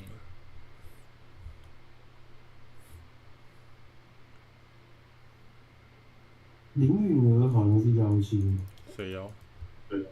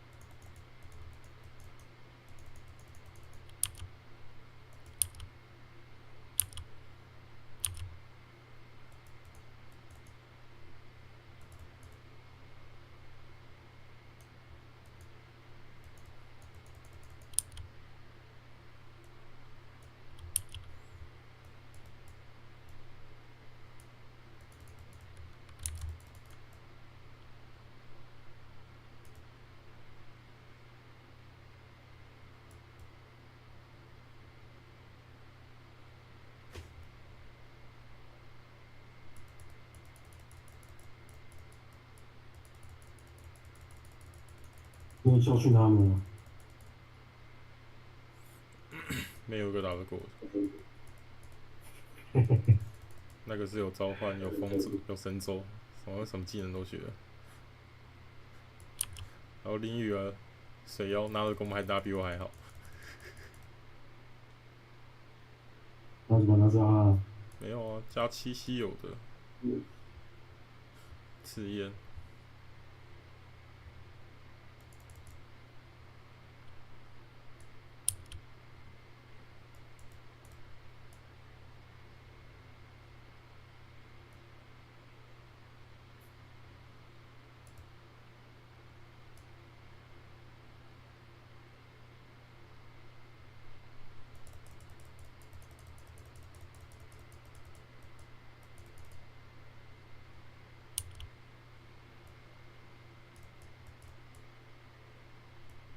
我怎么看到有我们的人来？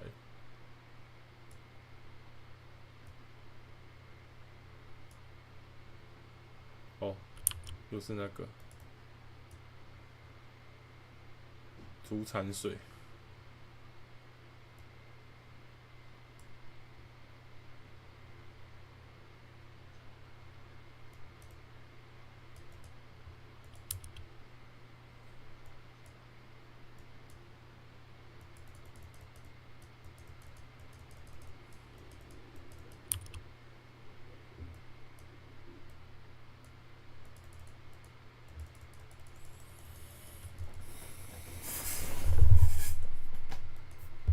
本体批发机耶，它。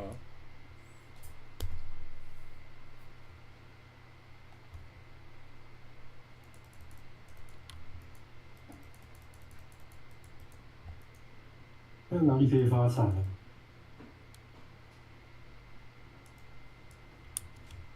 好像有点腻了。你说蛇女？啊？你说海鳄有点腻？对啊，打不到东西啊，干。T4。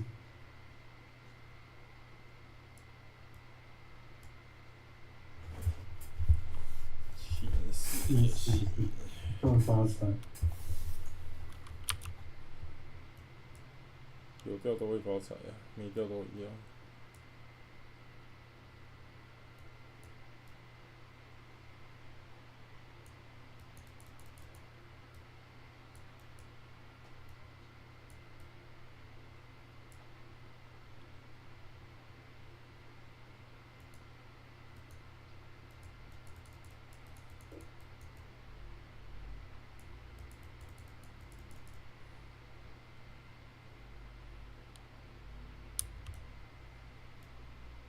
能找到几率高的，比如像海鳄有很多我要的东西啊，就是赚钱的，赚钱的比较好，有钱赚，你有房屋卷打，有卷，然后还有大奖，龙骨就很痛苦啊，中间啊，哦，也有五方卷啊。没钱啊。哦，对啊。嗯。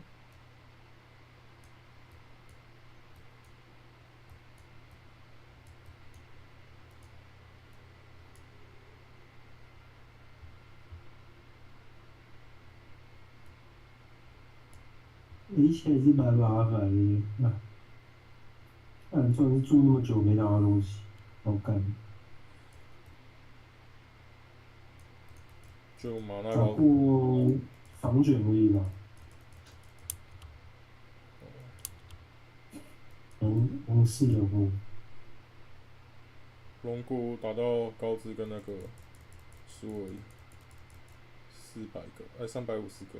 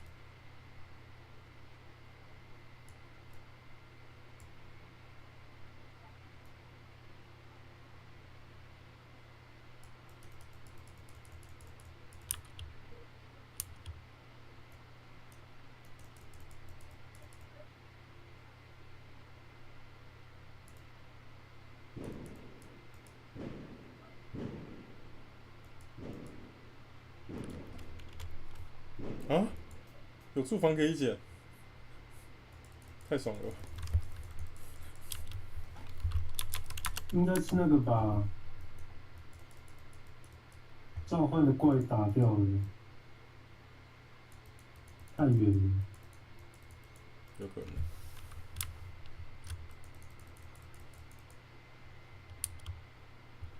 哎，好爽哦，总能打到东西。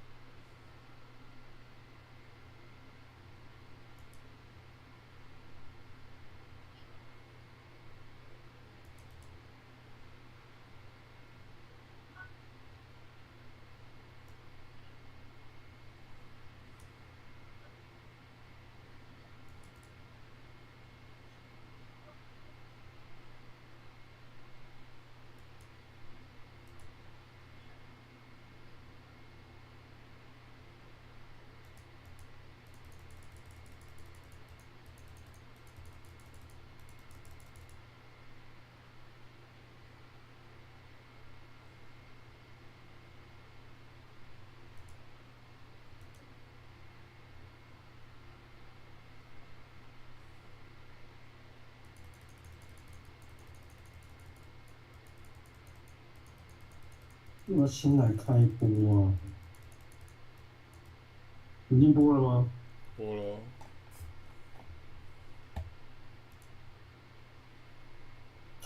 我要先播。你要播到几点？好像快了吧。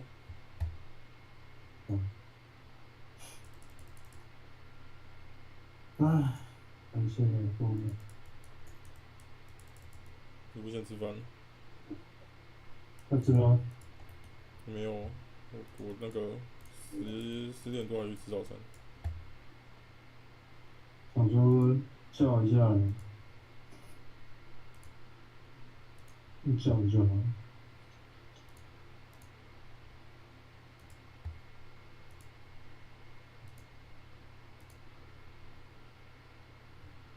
4个小时。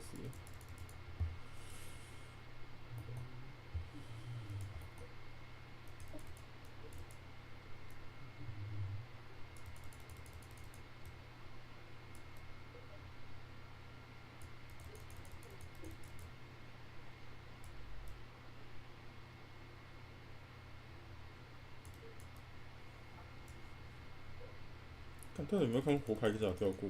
我看过掉的都是那个高轮。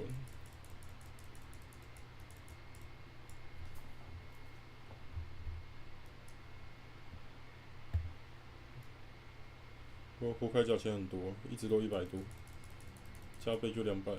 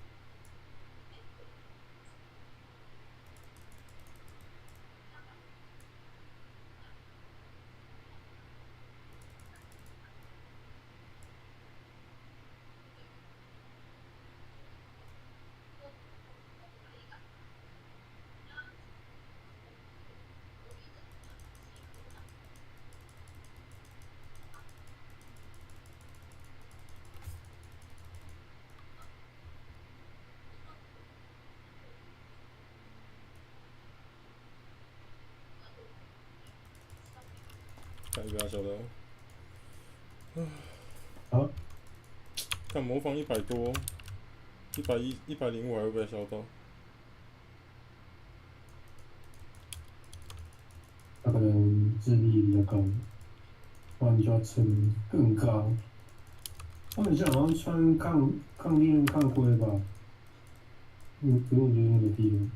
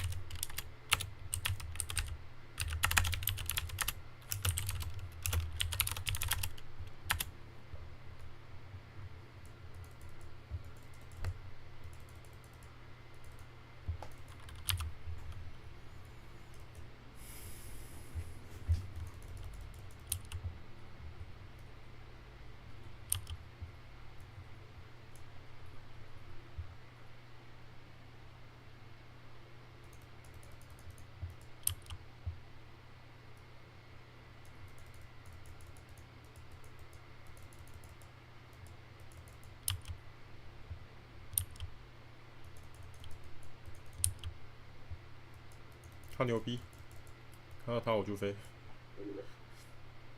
啊？我说他牛，看到他我就要飞了。看到他你就飞。对啊。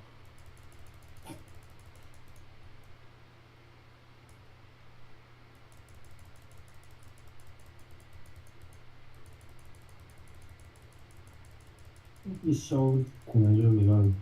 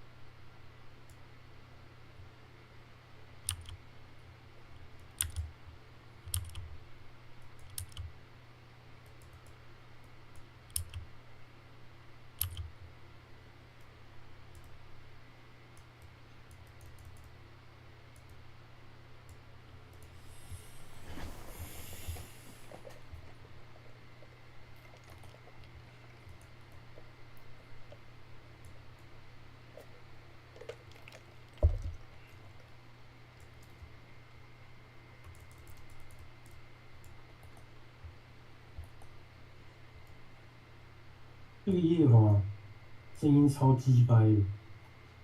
你怎么知道？我昨天有去看头目的直播。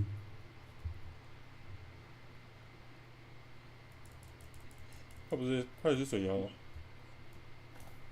他好像是法师，忘了。了解。还是小兵，我忘了。我讲话超恶心的。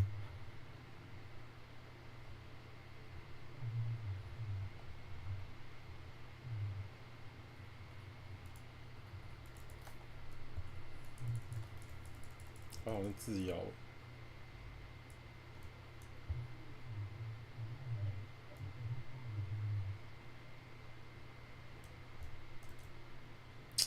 干你娘嘞！哦，兔子有死。什么意思？没有啊，那个在门口，也没卡到那高人，高人直接靠他。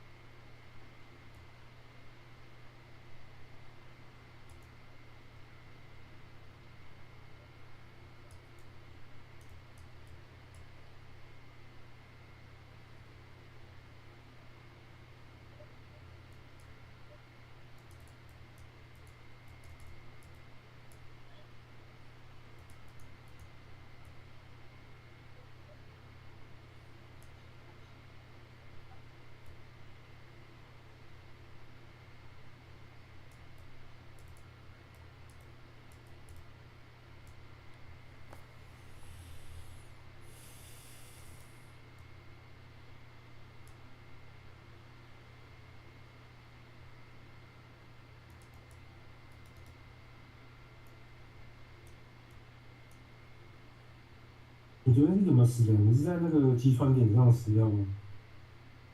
对啊。嗯。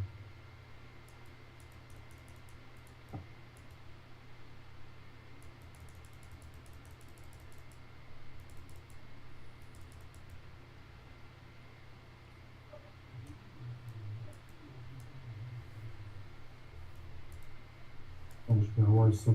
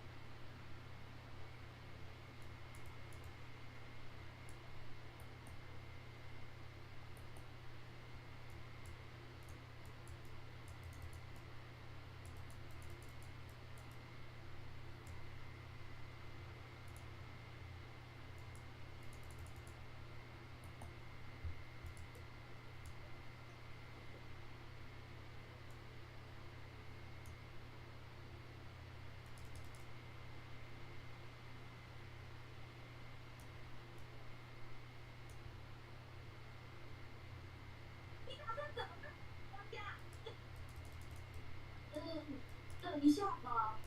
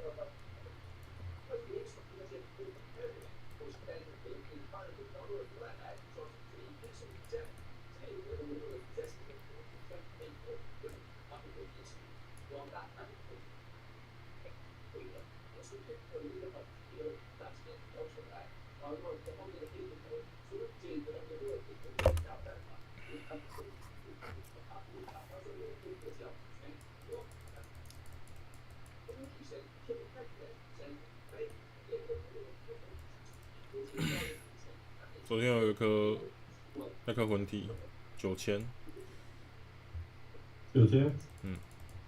只有一个人出价，9000几就9000。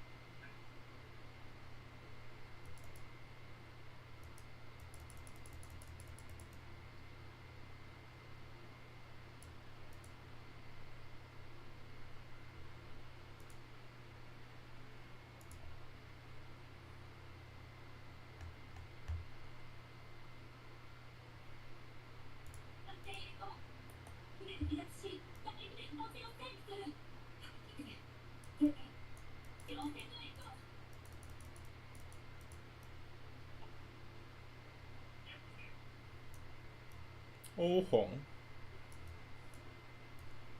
你被人家拷走了。什么东西？宠物、哦。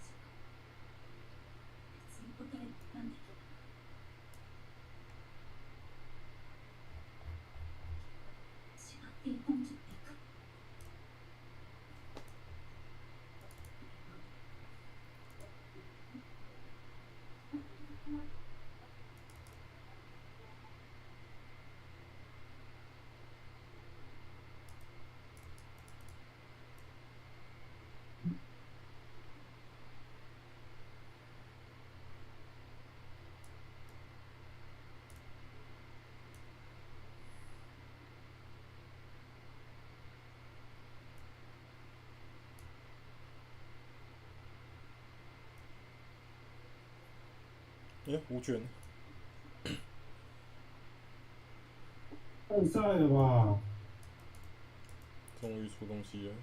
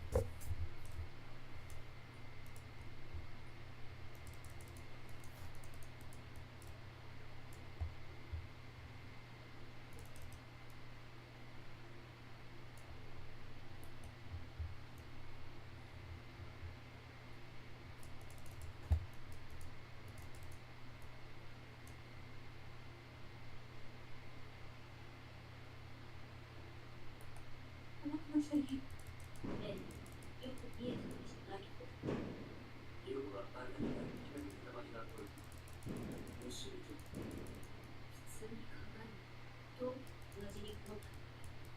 先月に出しているなぜ大丈夫エレンのどこに行くかわからない。どこに行くかわからない。まとめて吹き飛ばすことができる。あなたがレベルを打ったことまでもなくしたい。あなたの超の大型巨人。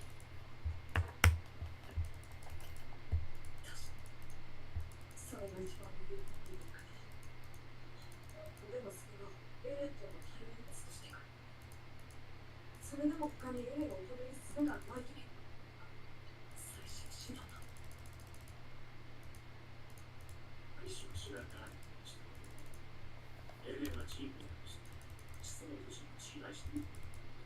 先にチームを殺しないジェネラショナルマルチそうかもしれません。監修はない監修そうをする人それにチームの一部の方たち。そうをすしかない。これはなんかやめね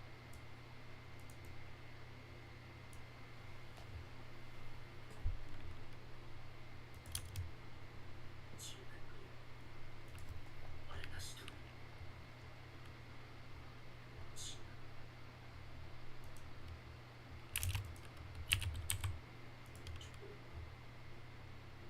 もしですこの日の手を飛ばすために頭を大勢としました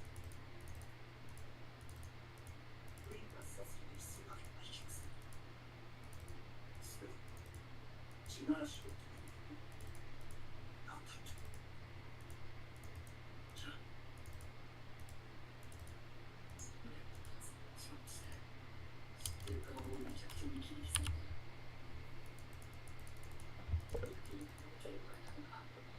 それがですだって言い聞かせてならないお前もエルトットになるそういうかったよねあのねとできるやつね僕の自分を捨てたって一生自分を許すなんて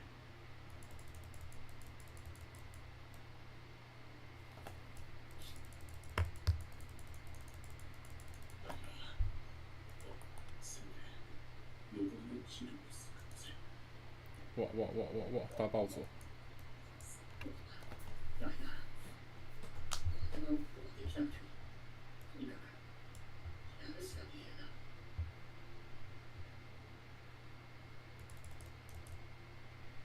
そうだ私もでした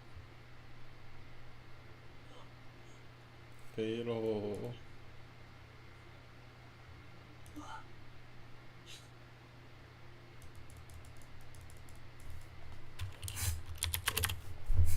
レベル1エレンの同じと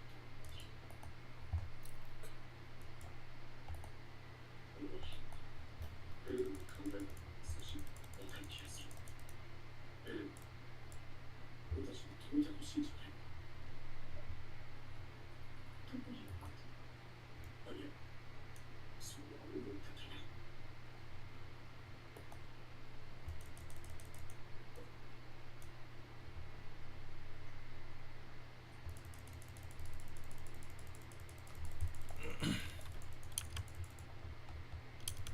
你在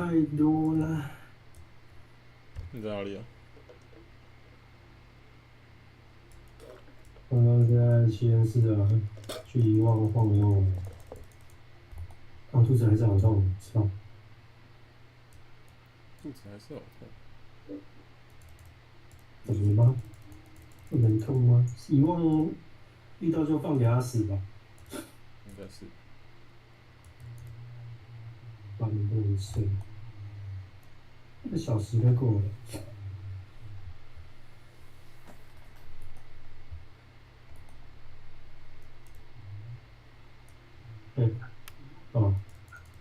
勋章。什么勋章？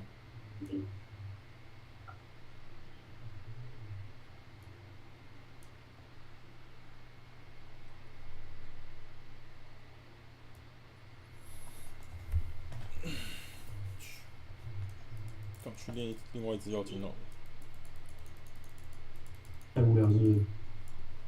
对啊，这只也是经验满了，也是都在打宝。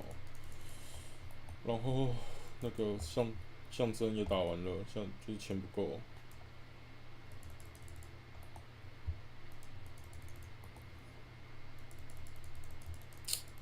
钱差很多，现在差不多有100万，要200万象征。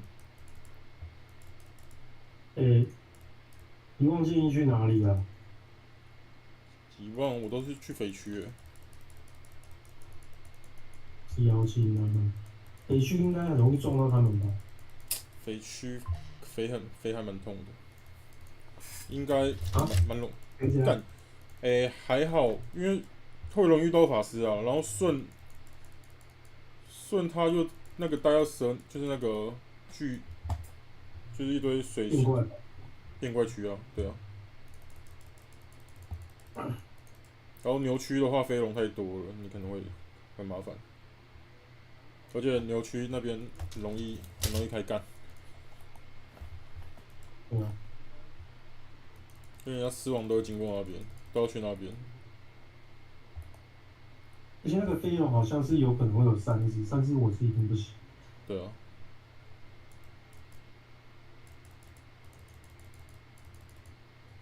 呦！打黑妖狗会死的。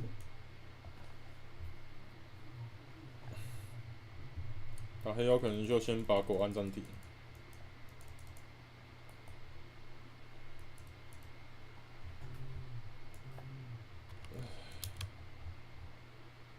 那个框框要怎么移啊？哪一框框？狗的那个框啊，有时候移得了，有时候移不了。拉它上面啊。拉上面。哦，那个点。嗯。哇，好多人哦，太扯了吧！进香团哦。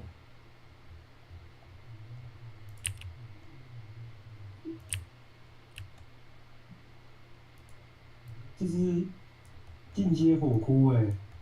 对啊。哦，先接一下。一个妖精。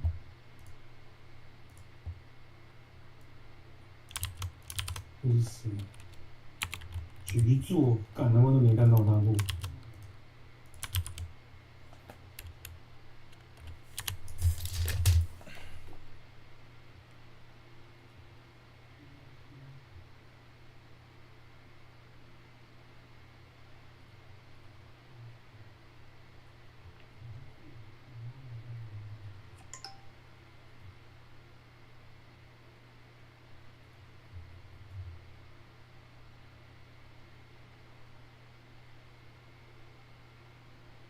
哦，走很久没遇到怪人，看。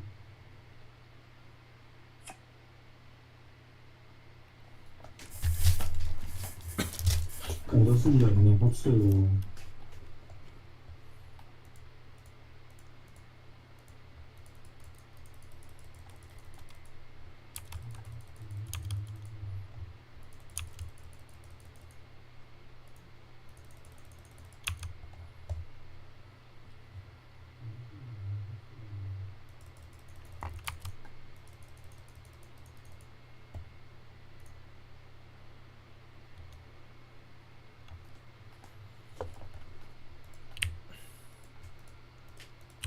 五卷你要吗？你可以先这样子。先放着嘛。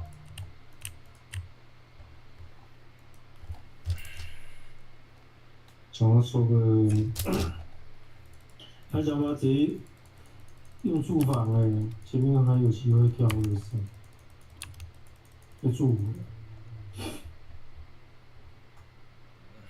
那跳1就很贵。对啊。我到牛人区了，我真的没地方去。